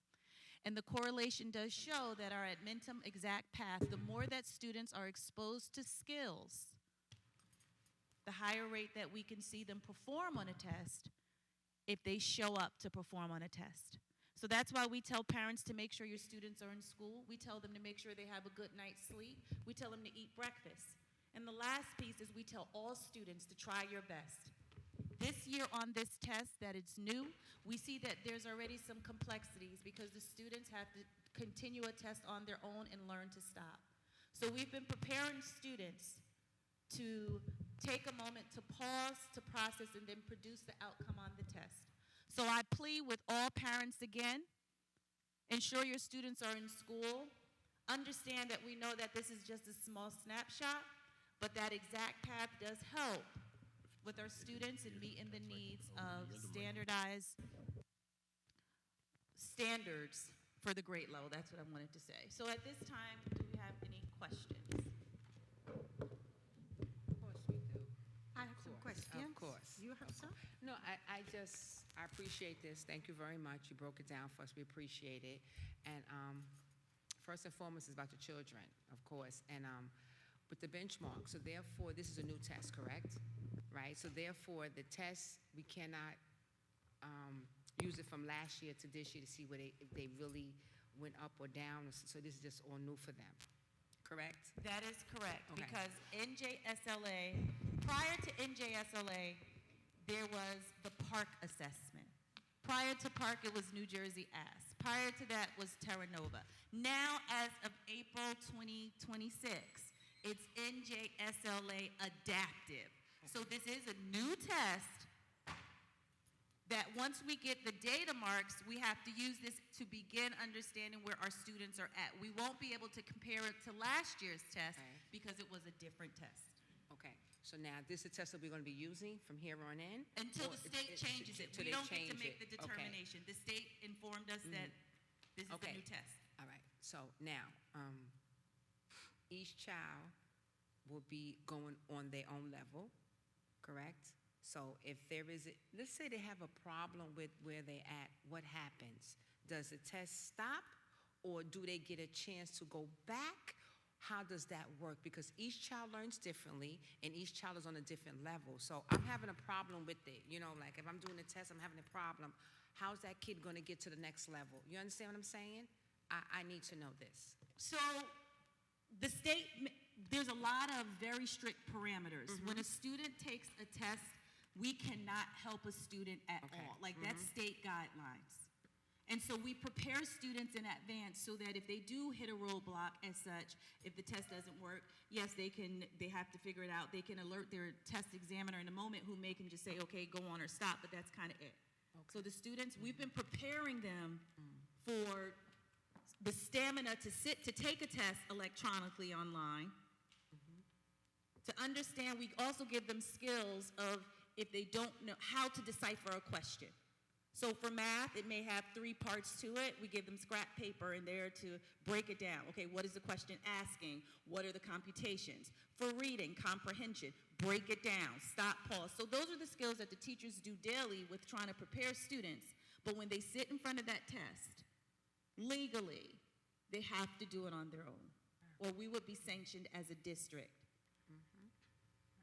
And so you said that there's no stop button. So are they learning how to stop? Or let's just say they don't stop. Let's just say they continue on. What happens? What's going on with the test? Does it stop, or do they stop it, or they just keep going? So the way that the test was ran now, it just started on Monday for 3rd, 4th, and 5th graders. They had English language arts on Monday and Tuesday. And so the test says to do, let's say there's 100 questions for language arts. We tell the students in advance that we've been preparing them, you have 2 days to do this test. So you don't try and do all 100 at once, because you're not supposed to. So there's a bar on the test that tells them their progress, that says you're at 30% of the test, 40% of the test. Once we learned that, again, this is all new information that came from the state. So once we got that information, we started preparing the students. That's how we teach them to the test, by teaching them how to navigate the system. And I will say that we've gotten feedback this week, and the principals are very concerned because they're saying that some students just went right through the test. Even though we've been preparing them and telling them, don't, stop, pause, you have until tomorrow, we are seeing our 3rd, 4th, and 5th graders, they were done on the first day. And what happens on the second day? They just have to sit there because it's still a testing environment. We test. can't do anything. And they can't go backwards. Once that section is done, to answer your question, they can't. And it's all this is the parameters from the state. These are the guidelines from this Department of Education. This isn't Linden Public Schools. And what we're seeing, I'm talking to superintendents around New Jersey, they're all seeing the same problems. That students, because this is a new way that the test, in the past, there was a stop button. And the teacher in the classroom can put on the board, 15 minutes left, 5 minutes left. But once this section stops, this test should stop. Now they changed it, and it just goes, and it's supposed to be the user who needs to stop it. They stop at 50 questions, just per se. And when they come back, they pick up on 51. If that was the process, yes, that's what Yes. we try to train them. Like, you Okay. know that there's a full test, you have 2 days, take your time. And we've been trying to assimilate that well before that. Once we learned, Now, we didn't start getting this information about the test until October, about what the test would look like. Not even after October. So we didn't even know that was what the environment was going to look. Okay. And once we did, was it? February. They took the other test. They took the NJP, GEPA. Sorry about that. So it was February that we learned as a district, this is what the test looks like. So then all of the supervisors, they met with the teachers to say, okay, this is what this is going to look like. Now you have to start teaching the children through the way we use the computer to learn how to stop. So we have no comparison. No. So where does that leave the kids, though? Meaning from last year to this year, how can we compare how well they did or how well they're going to do? Or is there a hiccup going on where they're struggling, and how will we know? We will not know. We don't. We have to wait until the state gives us our scores back.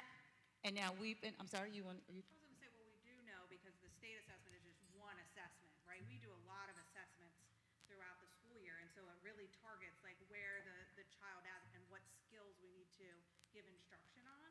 So we're doing, like the teachers are doing that and we're doing that. Like this is just one assessment, but we have many that we use. I understand that. I'm not saying that you're not doing that, but I'm saying this is that's counting. This is what they're dependent on right here. Am I correct? Well, this is what the state measures the district on, So is a standardized assessment. Go ahead. I'm sorry. Go ahead. And yes, to answer your question, but this isn't the first time this has happened. Every couple of years, how long have we had NJSLA? For about 5 years. It seems like every 5-year cycle or so, I've been doing it, that a new test may come out. And so then we just have to wait now. So what is it going to show is that how did this student do? This student may be compared to just what the standard is and the way the test adapted to their ability level. Okay. Thank you. Appreciate it. Okay. Yes. There are many digital supplemental platforms out there like Edmentum. Linden students are going to have a leg up on many other students across New Jersey because Edmentum has been adapted. And we've had that for 5 or 6 years now. So our students have been practicing and have been getting acclimated to this, and it's now going to mirror exactly what they're seeing on the state assessment.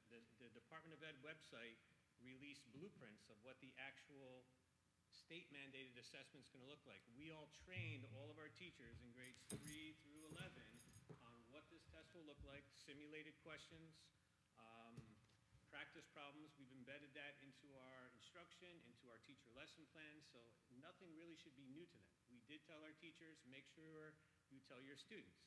If there are 100 questions on the test, try to concentrate on getting the first 50 done. Now, at the lower grade levels, that's going to be a little more difficult, but we're trying to kind of simulate it the best we can. That's why we're actually happy with this program, because other programs in other districts aren't adaptive. So they're going to be used to it, and we're used to looking at One more that question, then I'm done. Parents are aware of this? We've sent parent letters out immediately. Once we learned that the test was changing, we put it in the Genesis. We sent everything out. Sample questions. There's a website link too about what the test means, sample, and things to do at home. So yes. Okay. Thank you very much. I appreciate that. Thank you. I have 2 questions. It's more geared for, you're Richard Molino, right? Okay. I think I've seen your presentation before. Regarding with math, it wasn't this though. So what grade level would you say there's like a major decline? Like with mathematics, like what, like let's say grade 5th, like after elementary school, like do you see like where's the major decline? Statewide, we see the same trends. We see not so much a decline, but we don't see as much growth from grades, let's say 5 to 6, so elementary to middle, and then middle to high school. There's various factors that affect that. There's students that don't, make it from our elementary school to our middle schools. They go to maybe another school after that. The transient rate, let's say, up at the high school. So various factors like that. But as far as combating something like that, something to really think about is to look at the state average scores. There's a reason why the state decided to go with a new company. We used to use Pearson, the state we're saying, for NJSLA. We're now using Cambium, or the state is using Cambium. They made the test adaptive for a reason. If you look at the statewide average scores for grades 3 through 11, you're going to see that there is no math score like above 55%, let's just say, or 58%. I don't care what grade level, the state average. Now, unless you're talking baseball, anything on an average of 50%, 30%, you're failing. But according to the state, that's our state average. So I think that's why the state decided to make changes, knowing populations are changing, districts are changing. So I think we're going to be in a very good position based on the fact that we've had this program in place for a while. I understand what you said, but I don't think you understand my question. Like, so let's say the gap, I'm trying to bridge the gap between like where kids find it more difficult for them to, with mathematics, like where's the major decline? So is it from elementary to middle school? And Yes, if so, what fifth type of into support sixth do they grade. receive? When we get our test scores and state average, 5th grade into 6th grade is a large decline, as well as 8th grade into 9th grade. Okay, is there anything like that's available for the students, like for student support for them because of that? One of the things, we're using this with fidelity throughout our district. I mean, again, this is not our core program. This is a supplemental program. We have our initial curriculum, our initial resources, our main resources that our teachers use. And listen, you can have the quote-unquote best supplemental program on the market. You could have the best quote-unquote core resource program. It's going to come down to really your teacher. That's really what's going to make the difference. You are the director of mathematics. This is why I'm going to ask this. As far as like to combat math regression, like during the summer break, winter break, spring break, are there any programs that are like tailored options like for the students, like when they're struggling with math? I know that students can struggle during the breaks with math and reading, but it seems like with research is more math. So are there any type of like anything available for the students when they come back, let's say, from the breaks? Aside from what we're currently using, I'm not speaking about the states. I'm speaking like them when they come back from the breaks. Is there anything tailored to the students so this way they could get back on board as far as like from what they regress with math? yeah, I mean, when the students, in other words, this presentation, not so much on the state standard, this is on the Edmentum program. So the resources embedded in this particular program, not when they're just taking the benchmark, but how teachers are utilizing the data and providing specific assignments for specific standards that they know each individual student in their classroom. They have specific data on all their students, on all the standards, on all the strands, on what, my child's weaknesses. I want to know from my child's teacher, what is their weakness in math?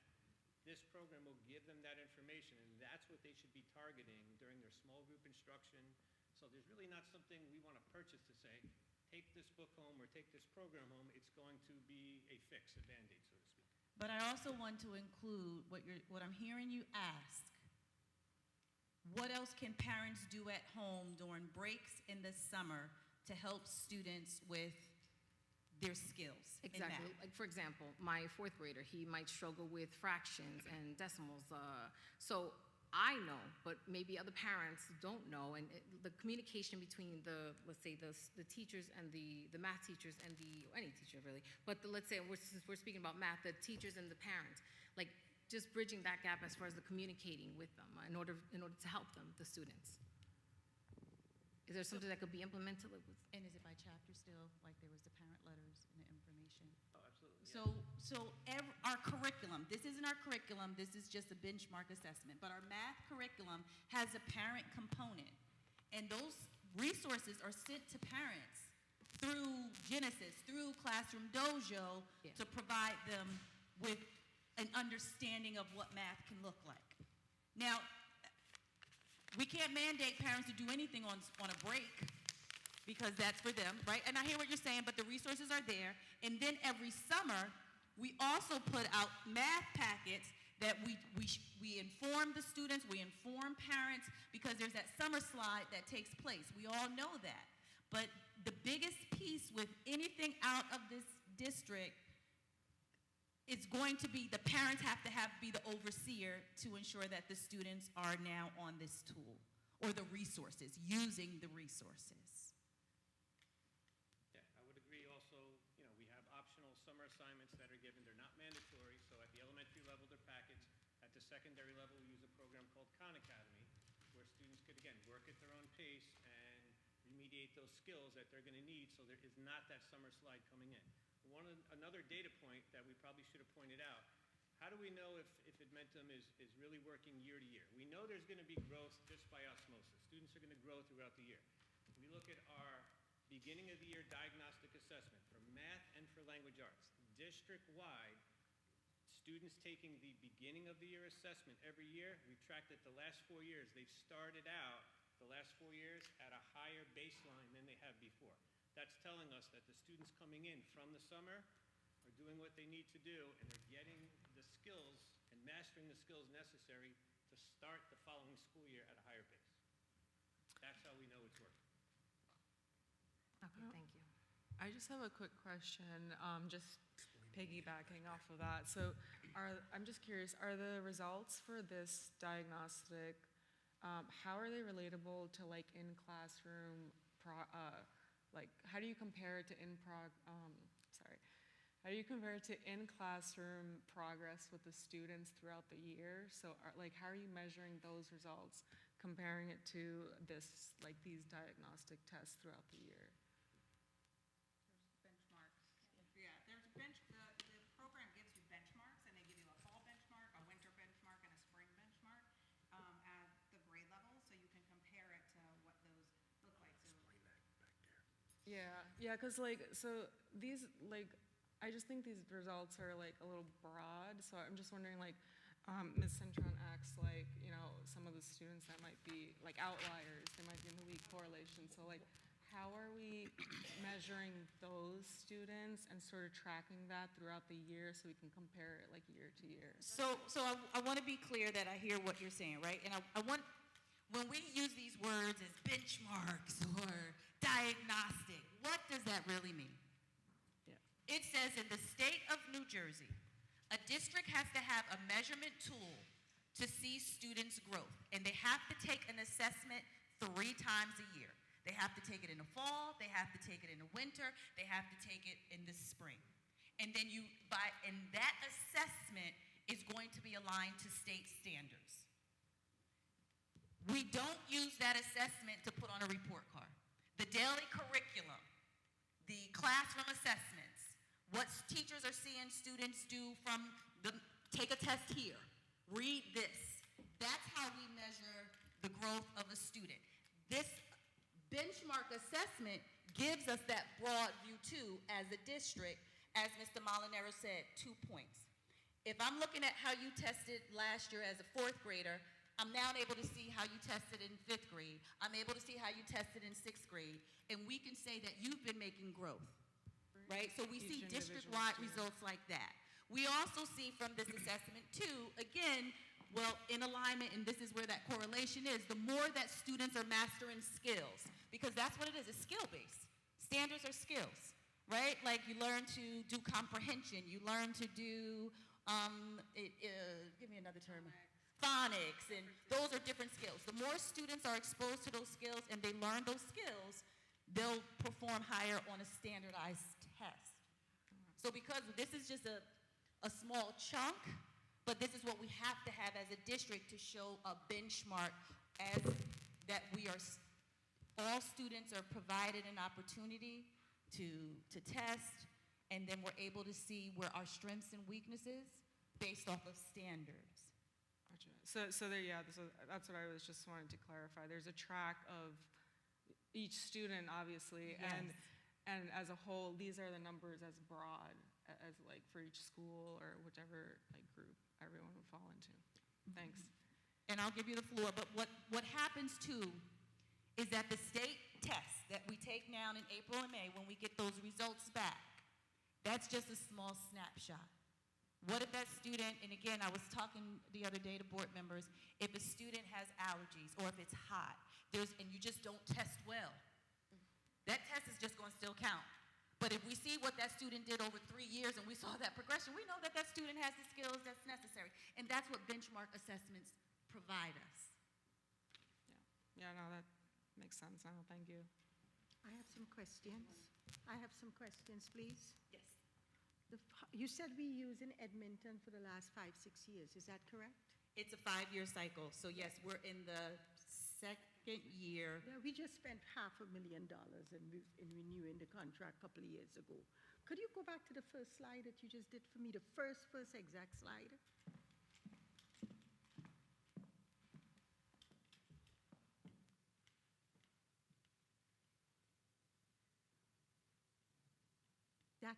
That's it. Help me to understand. You guys said students do 60 minutes a week doing Edmonton. Is that correct? Yes. So for those grade- that mean every student is doing 10 minutes a day on Edmonton, or 12 minutes a day, because 60 minutes a week, 5 days a week, is 12 minutes a day. So could somebody explain that to me, please? I can certainly try to. So for reading, anyway, we have an 80-minute reading block.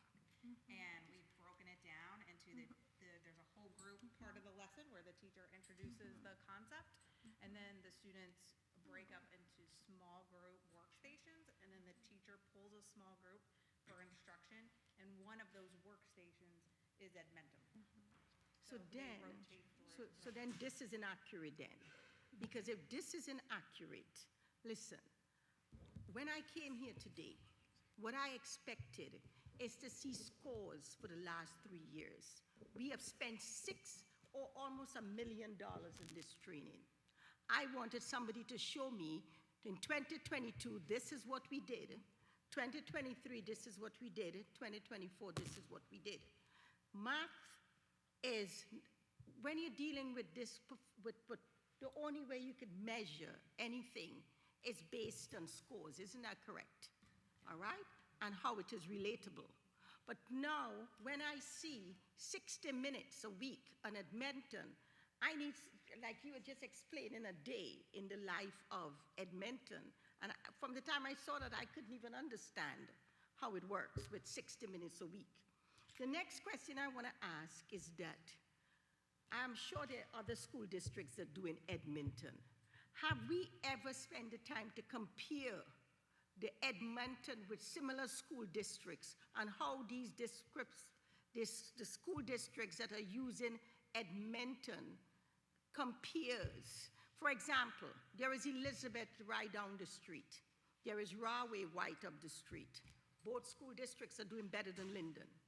So the question is, what software are they using? Or if they're using Edmonton, why are they performing higher? So I want to clarify a few things. And the first thing is that as a district, Linden Public Schools must stand alone on benchmark assessments. We have this program and we cannot change it. We have to get the data points from Edmonton to see where there's growth. I disagree with the comment that Elizabeth and Linden, I don't have their scores in front of me, but we presented, and if I have to pull up my presentation. I could give you the scores. Hold on, let me. But you brought up scores. Okay, give me 1 minute, You brought please. up scores. I could give you scores. Well, Dr. Berghammer, yes, what I wanted to say is that it's very clear. I want to be clear, I'm hearing what the board is seeking from a program that is mandated that we use. That when we get the data points, the metrics are clear. It tells us student usage. It tells us the student growth. It tells us the skills that they're strong in. It tells us the skills that they're weak in. We then have our teachers meet with them to provide them with the resources so that they can continue with the curriculum materials. So if Galway, Elizabeth, or any other district is showing different results, I do not believe it's going to apply with what we have here in our district for the needs of meeting our students. Our teachers meet with our students, they know what their scores are too, and it provides them with, oh my goodness, I now know how to do the fractions that Ms. Pino said, because that was one of the skills that they had to learn and that they used the exact path. I also want to clarify too in this comment where it said, in this slide, where it says 60 minutes per week during center time. Center time is over if it's an 80-minute block, how long are they in the centers? They rotate, so it's like. Just the whole time of the block of a center till they're like done. 40 minutes, they'll do 2 centers in 40 minutes. Two centers, so they may be on Edmonton for 40 minutes. No, they wouldn't. They'd be 20 minutes and then move to something else. 20, that's what, okay. So 20 minutes, then it may not be please, every so day. please, Dr. Perkins, I want to hear from them, please. I oh, want to okay. hear from the people, yes. All right, so you want to Yes. explain it? Yes. Because the Could way you it's not explain to asking me, what you're could you saying. explain to me a day? I want to know a day, how how does a student day look like using Edmonton? And I guess one of the teachers who are actually teaching could explain that. I want to understand Can you give an example of what it looks like in what grade you want? What grade do you want to look at? Well, the thing is, though, the reason why I want to understand, okay, guys? Go to language, yeah, man. Yes, the reason why I want to understand what's going on. From the first day I took this job, everybody knew there is two things I've always been concerned about. One is test scores, and the next is scholarships. Everybody knew that from day one, anybody who knew me. And every single year, people don't know, I don't talk about it much, but at the ending of every school year, what I do is that I look at how well Linden is doing when it comes to test scores and performance. And I could tell you, based on the last 3 years, our test scores have not gone up. Our English language have stuck between 30 and 32 in the last 2-3 years, according to the state of New Jersey. Our math have not gone up. It's always been between 12 and 16. So the point is that we are spending all this money, and I know that Edmonton is one of the software chosen by different schools. It's not mandated. It's just one of the selected software that is used. All I am saying is that we are using listen, it's all about the students. We all know it is all about the students.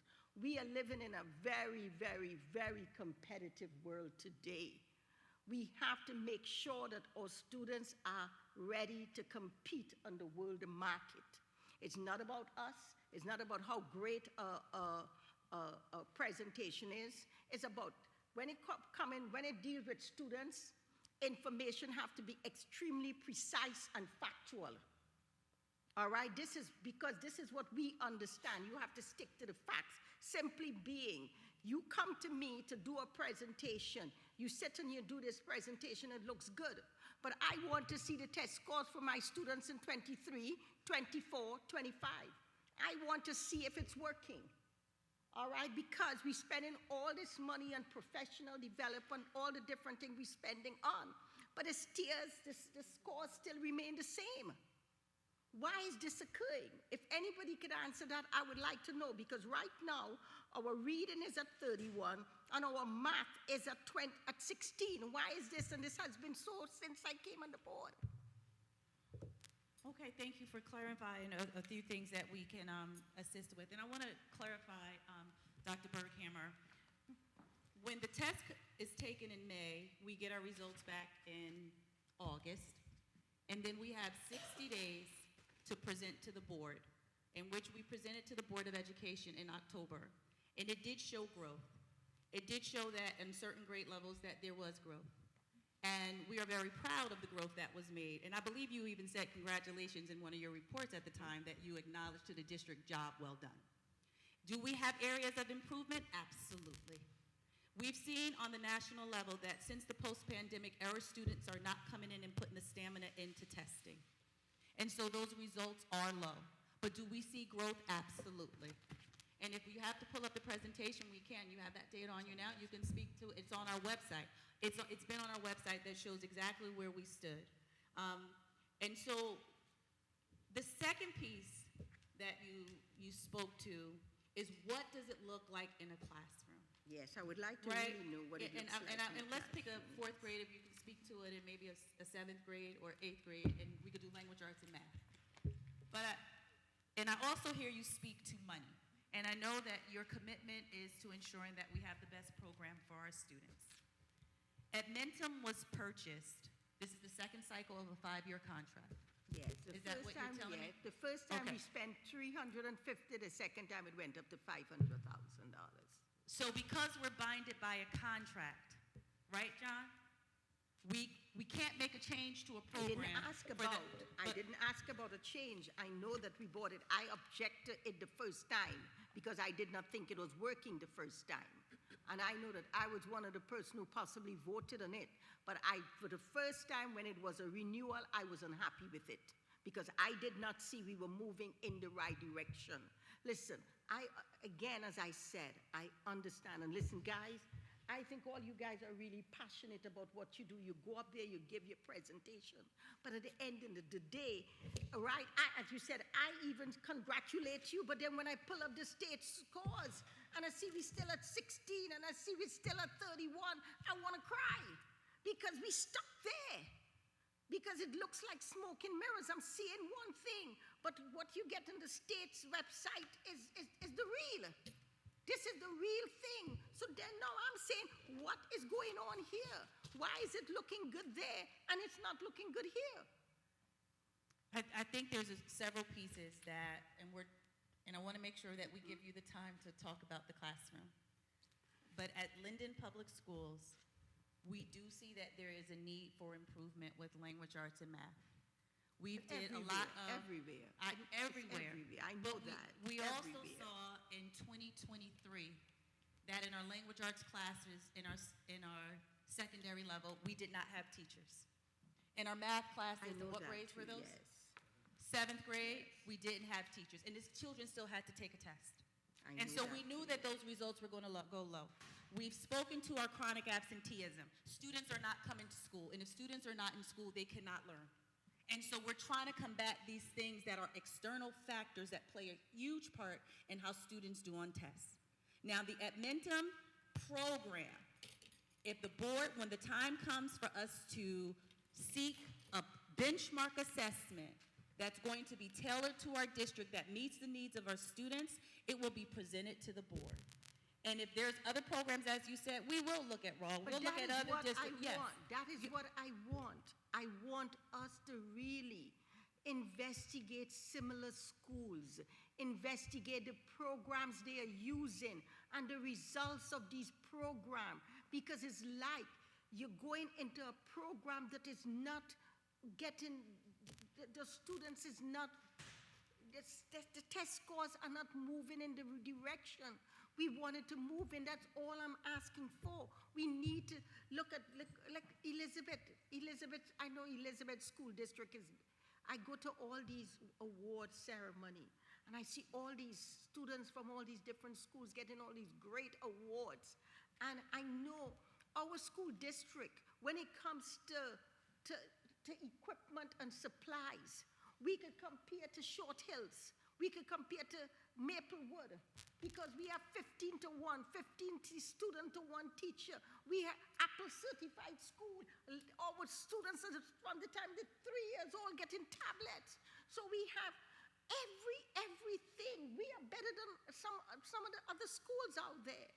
But yet our test score is not moving. Curriculum instruction.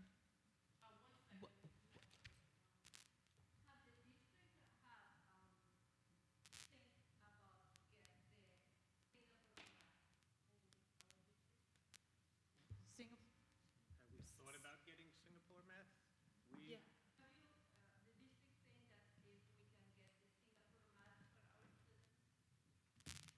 We have current contracts with a couple vendors that provide our curriculum and our resources at the elementary level and at the secondary level.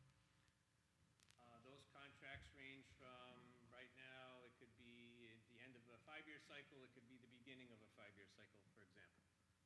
So we are, I don't want to say tied, but we are using those specific programs until that contract runs out. When that contract runs out, we assess at the end of that cycle with our teachers, with our administrators, to see where we want to go.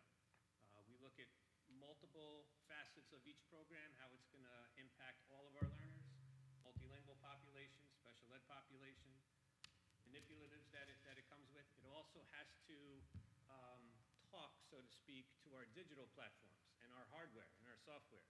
We looked at a program a few years ago that we really liked, and it was not compatible with Apple products. And if it's not compatible with the hardware and the software, it will not work with all of our student systems. So there's a lot of factors that is involved. Mr. Molino, how long you've been the director of mathematics in Linden? Since COVID started. Tough year to come in. Sorry? 2019?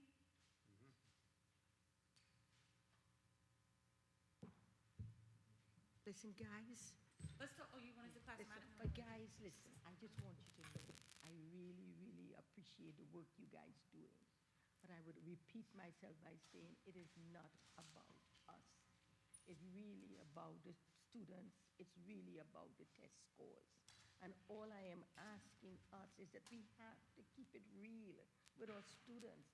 If we see that the test scores are not working, we always should be constantly looking at a school district that is doing better and asking what they're doing and see if we could constantly look at, listen, a teacher, it's you in environment, it's all about growth.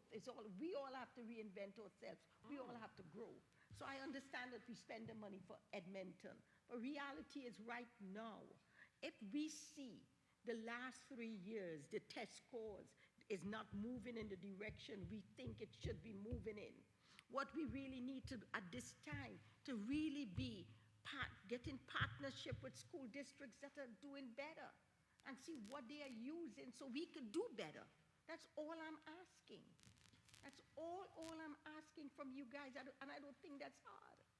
Well, I want to reassure the board that as a district, I'm going to say again, we are moving in the right direction. We are seeing our students make growth.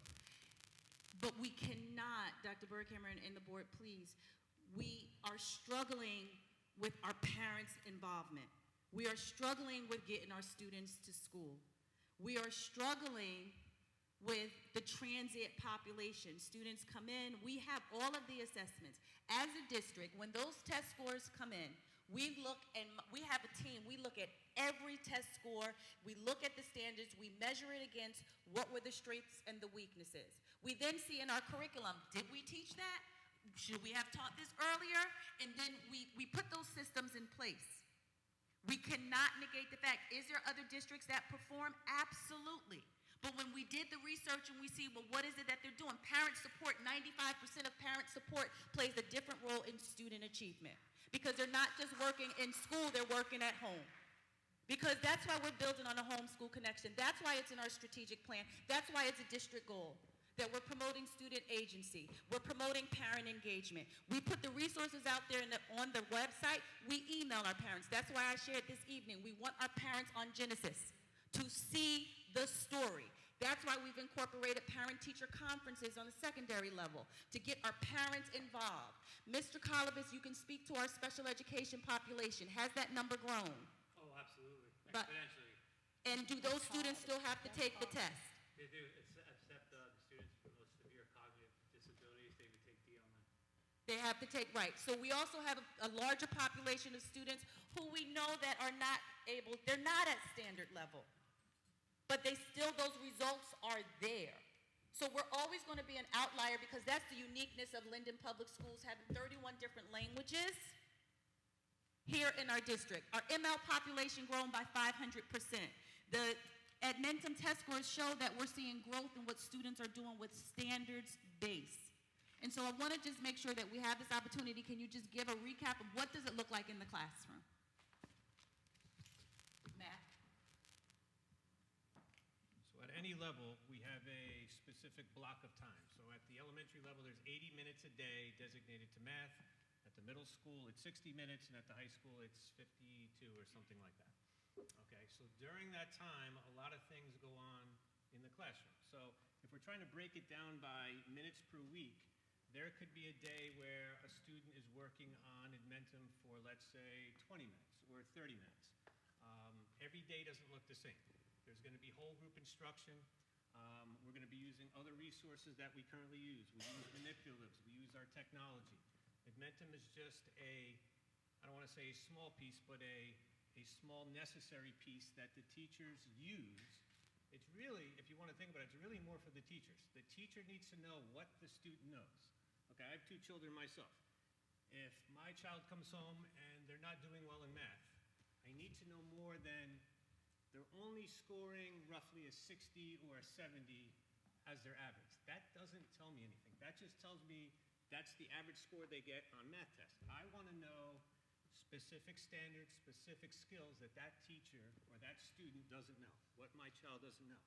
These programs allow the teachers to gather that data so that when they're in the classroom and they have their small group time, where students are working in centers and they're working on basic skills, some are working on Edmentum, the teacher can take specific strands and specific skills, specific standards, and they can group those students together and have high intense intervention for those specific students. That's what we want to see our teachers do. That was our goal for our department for this school year. I wanted to know what our teachers are doing in their small group instruction. How are they creating those small groups? It can't be arbitrary. It has to be based on data. That's where we're using it. That's correct. So, go ahead. In the language arts classroom, it's the same thing. Yes, continue, yes. Oh, no, so you said you have two children, right? Correct? So, do the teachers, I don't know what town your children are, go to attend school, but do the teachers communicate that with you as far as like what your kids are lacking or no? So same thing. We have a report card that comes home that's going to give you. I'm not saying report card, sorry to cut you off. Like, does the teacher, let's say it's son or daughter, whatever it is, let's say your son is lacking, is not getting algebra, not understanding it. Do you have like the communication? That's my whole point tonight is like bridging the gap. Because since we're saying that other towns are doing better, correct? And then you're saying that parent involvement. So it seems like the parents in Elizabeth or the parents in Broadway are more involved with their children than Linden because we're talking test scores. So does the teacher of your children, do they communicate your child's weakness? That's the question, and that you're not answering tonight. I'm going to say in some cases just as well as some of our teachers, in some cases not as much. What I want to know from my child's teacher is if they're not doing well or they're doing whatever performance they're performing at, show me some data that's backing this up. Besides handing me a couple quizzes and a couple tests, give me some data throughout the year to show me that my child is performing here, and at the very end of the school year, when they take the state assessment, what you're projecting that score is going to be, and what you're doing throughout the day to intervene. Okay. Thank you. So in the language arts classrooms, I could speak to your question too. Implementing at the secondary level parent-teacher conferences, all that information is shared, and at the elementary level as well. So our teachers have data meetings with us, and they also meet with the coaches at the elementary level, and they have a profile sheet. And on the profile sheet, Edmentum diagnostics are a part of it, as well as Dibble's data, as well as reading scores for DRA. So there's all the different assessments that the teachers have to meet with either coaches or myself and Jen, and we meet and we talk with them about where students are and ask those questions. How are you meeting the needs of the students? Edmentum does give us a form that has student levels on it, so it shows us the numbers, and it would be, below, approaching, meeting, and exceeding. And it's color-coded, so when they take the diagnostic, like you were speaking to, you can see where students fall. Now it's the job of the teachers and us to work together to find and meet those students where they are and meet their needs. So you asked about center time. That would be when the students, so in an elementary classroom, there could be 30 to 40 minutes of center time. So whether they're in their center for 15 minutes or 20 minutes, they're working on their learning path where they need, what skills or lessons or standards that they specifically need to master or work on to help them do better in school. And I want to add in that moment, when you're thinking of a fourth grade classroom and we're talking about centers, students may be on the computer doing Edmentum. Students may be over here sorting. Another group of students are sitting with the teacher, strategically looking at, this is what you're doing, practice this with me. That's why we have center time too, because it's a small group time for the teacher to teach to the skills that the students came into the classroom with. So you're saying that a class is about 40 minutes? About the it's a rotating. Yes, and then how much instruction time would be in that class? How much physical instruction time? Because two questions, I don't want to be getting too late here, but how much instruction time do we have for regarding the training? For Edmentum? Yeah, for the teachers. So the whole group instruction time is part of that 80-minute block. Just 30 minutes is center time. So it's 2 centers a day. So, and it's a rotating basis. A timer will go off. The students will be in an Edmentum center, but then they'll move next to independent reading center. So it may just be, they have 2 centers a day, but they're rotating through, and they are getting instruction, whether it's from the teacher or from some sort of differentiated learning that they need in small group or in the center.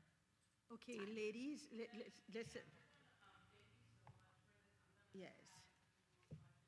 Yes, please, yes.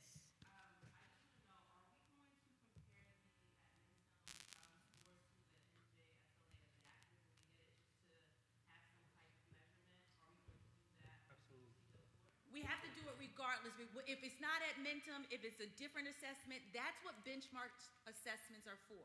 For a district to also see measures of how a student does throughout the school year, right? So I don't want you to get caught up in just, oh, it's at Mentum. A benchmark must take place so we can provide parents, students, teachers, if our curriculum is working, if we're meeting the standards. Then when you have the state standard test, then now we get to see where's there going to be an alignment. Is this working or not? And this is where we do have autonomy every 5 years to make a change to a program if we believe that it is not working. What we saw in the beginning, we didn't have that Mentum translation on there. Did we add that on there too, or was it from the beginning? It wasn't used as much? I'm talking about from 10 years ago or 8 years ago. It wasn't on there. It was not on there, like translation services. We learned and we talked, we got it put on, it's there. So these, like, as we adapt and grow, our district has changed. And our district continues to change. That's why we're so diverse. And so, yes.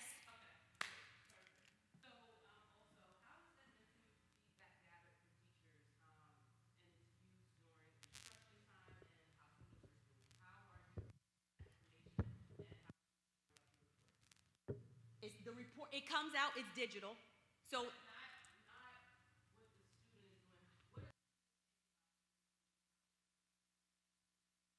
So we have data meetings, you can speak to secondary, but we have data meetings with the teachers, with the coaches, and with myself, like I'll do a data meeting too with the teachers.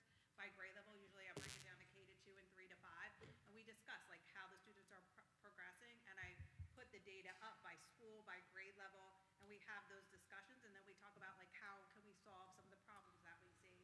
Because Edmentum does give a report, I think that was a question asked earlier, like a teacher can see their class and they can see all the skills for that grade level, and it shows what grade level that child is actually at. So if you have a 4th grader and that they're struggling with phonics, it will tell you they're struggling with phonics and they're really on a 2nd grade level there on their foundational skills. So the teacher knows to pull those kids and work with them on those skills in small groups. Does that answer your question? But are the teachers saying the mathematics part of it is not working, it's not measuring correctly, or the ELA portion, is something wrong with it? Like, are there this way? They aren't saying that. I would say if I would say the positive things that they say is it adapts the instruction and it's a tool and a resource to allow students to practice skills that they're lacking. But I would say if they had a complaint about it, it's hard to get the time in that's necessary sometimes to see the amount of growth. Like Edmentum, one of the reasons like for the ELA that we tier, that is because we can tell, like if we're doing after-school tutoring, we can tell the tutors, this kid needs more time on Edmentum, because it tells you if you do more time, it can actually catch the student up quicker. So I think that is a challenge, not having enough time. Thank you. No, let Is it possible that we're not seeing growth in our state testing because we are testing both populations at the same level? So if you don't understand, you don't get it, we're just going to have a lower score because that's how the test was testing. And now that we're doing adaptive, we may see something different.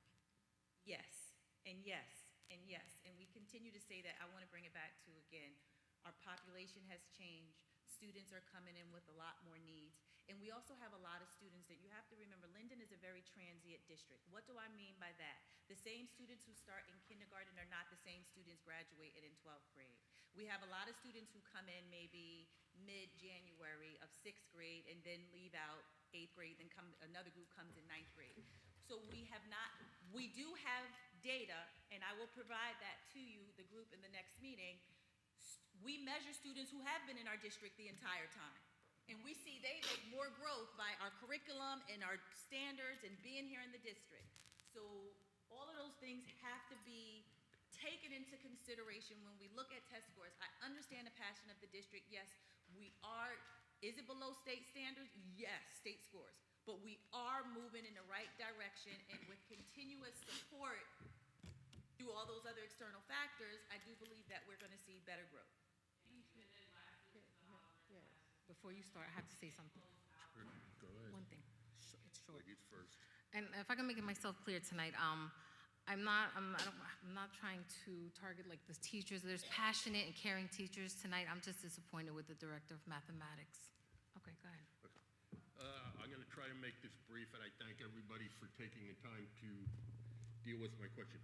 Has increased enrollment affected our schools, and how many students don't speak English when they get here to enroll in our schools, and are they up to date on math and other skills needed to go through our school system, and how does it affect our testing scores?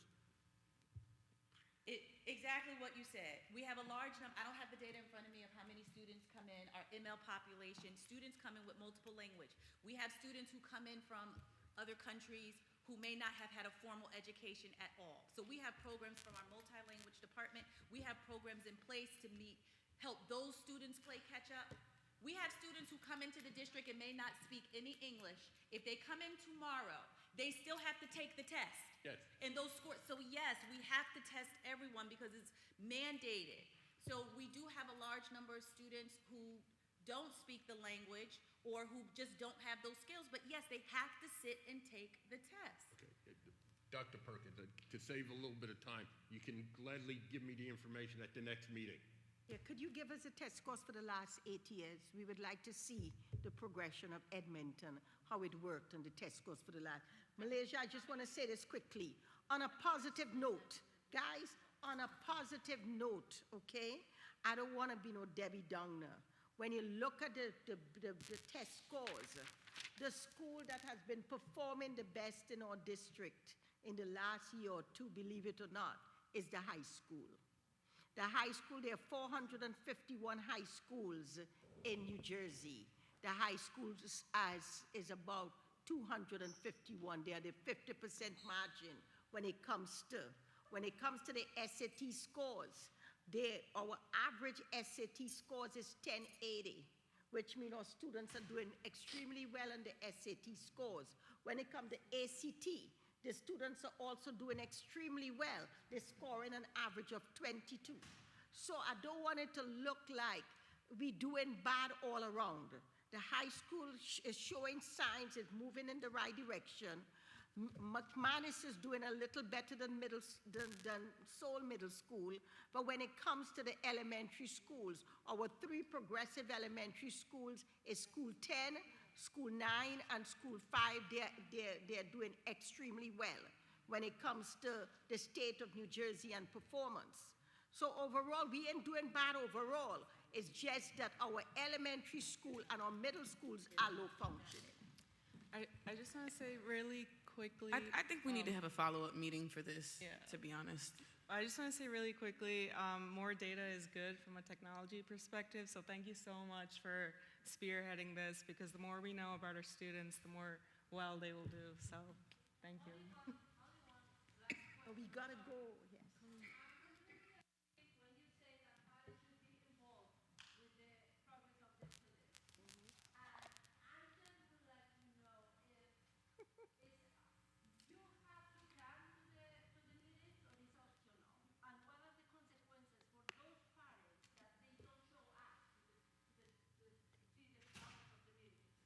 So there isn't consequences. We just want, and parents have things going on, right? So we understand that there's so many factors that parents may not be able to be 100%. What we're asking for parents is to partner with us and to have their children in school on time, and then just to be a partner. And if you have access to Genesis and you can look at it, we bring parents in all the time to just talk and say, okay, this is what your child is doing. We celebrate the strengths and we help out with the weaknesses. But then when we can't get through or that communication block is there, then the child is the one who is limited. They don't have the resources, right? And so that's what we're just trying to bridge that gap. We're doing a lot of different ways to help push that forward, and we're not going to stop. We're not going to stop. We believe that our teachers, and again, are there frustrations with any program? Absolutely. because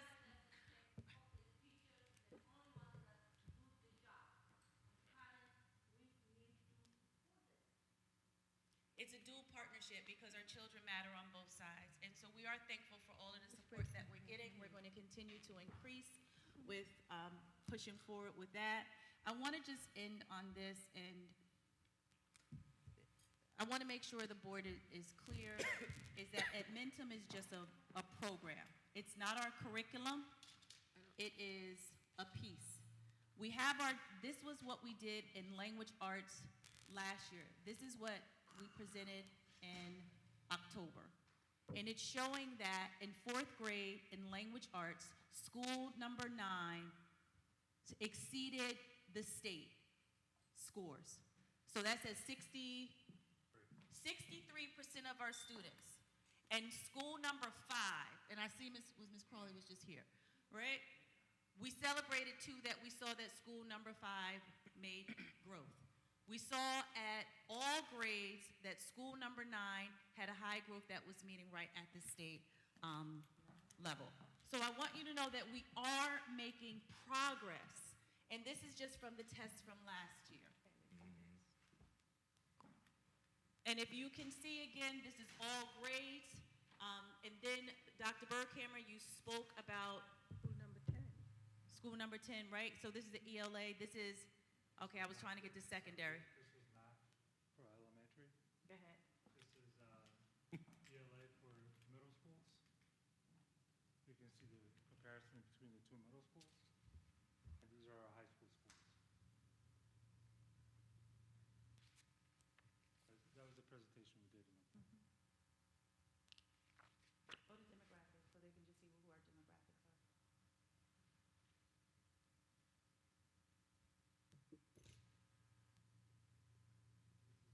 Past 3 years.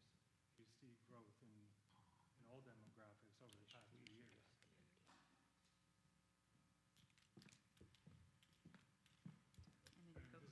This shows growth over the past 3 years of language arts.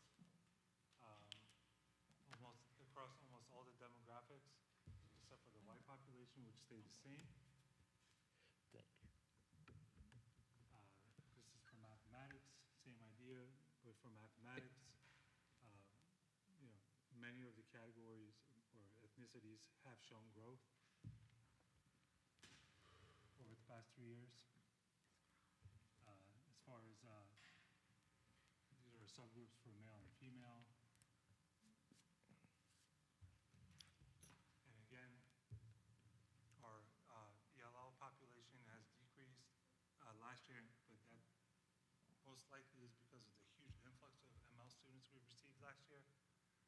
Our free or reduced lunch or economically disadvantaged students have shown growth in language arts. Our 504 students have shown tremendous growth. Special education basically stayed the same. But overall, our general education has shown growth over the past 3 years in language arts, from 40, 42%, and then 48% last year. So over the past 3 years, we have grown in language arts. Malaysia, you're right. And math, the growth has not been as rapid, but our ELL students, they may lack English language skills, but their math skills have shown to be growing. And our special education our regular education has increased slightly, and we are continuously trying to bridge that gap between free and reduced lunch students or economically disadvantaged students and our non-economically disadvantaged students. Like School 4 has struggles the most because of the population. Right, so there are many different factors as to why certain students You do ready better to? than others. Right? Yeah, the board president want to end this. Yes, yes. Bringing this to our attention and pulling up an additional presentation. Thank you so much. I think we deserve a round of applause.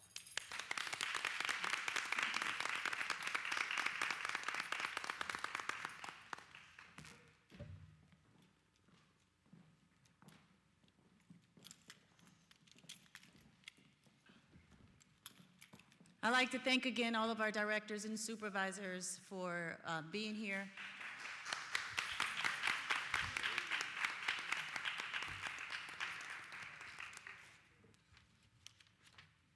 And I understand that any concerns that the board have, that they'll be presented to me as the superintendent, and I'll ensure that I provide the correction and appropriate communication to ensure that we're all on the same page.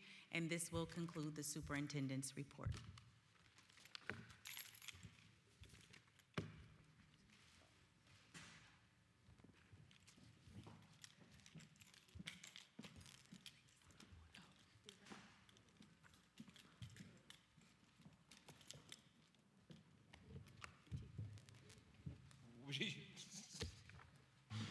At this time, that concludes the superintendent's report.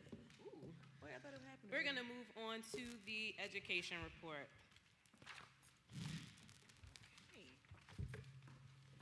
Good evening. The Education Committee, upon recommendation of superintendents of schools and assistant superintendent, presents the following motion to Linden Board of Education. I approve item 1 to 35. I respectfully ask a second. 39. 39? No. Oh,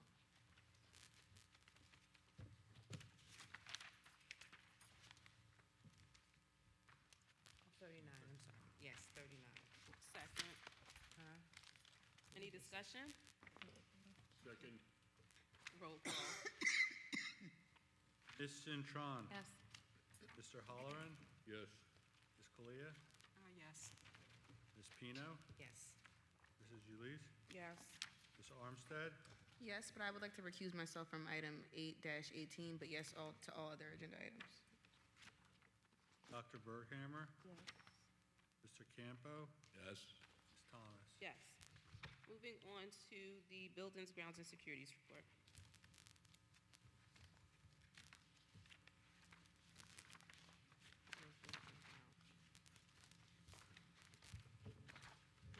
The Buildings and Grounds Committee, upon the recommendation of the Superintendent of Schools and the Business Administrator Board Secretary, present the following motions to the Linden Board of Education for approval. Items 1 through 9, respectfully ask for a second. Second.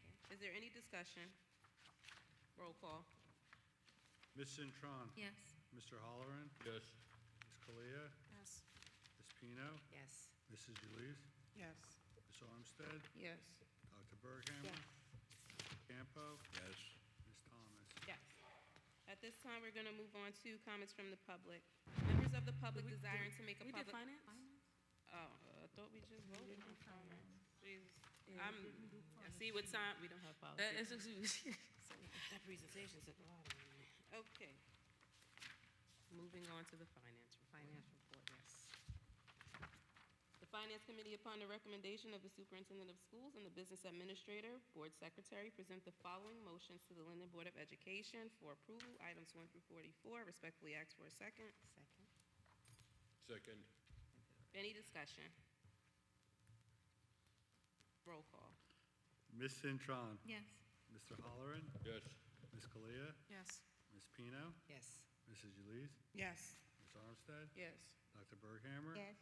Mr. Campo. Yes. And Ms. Thomas. Yes, and we don't have anything for planning and policy for this meeting. So now we will move on to comments from the public. Members of the public desiring to make a public comment may come forward at this time. For those watching online, if you wish to make a comment or ask a question, please utilize the raise your hand feature on the online meeting platform.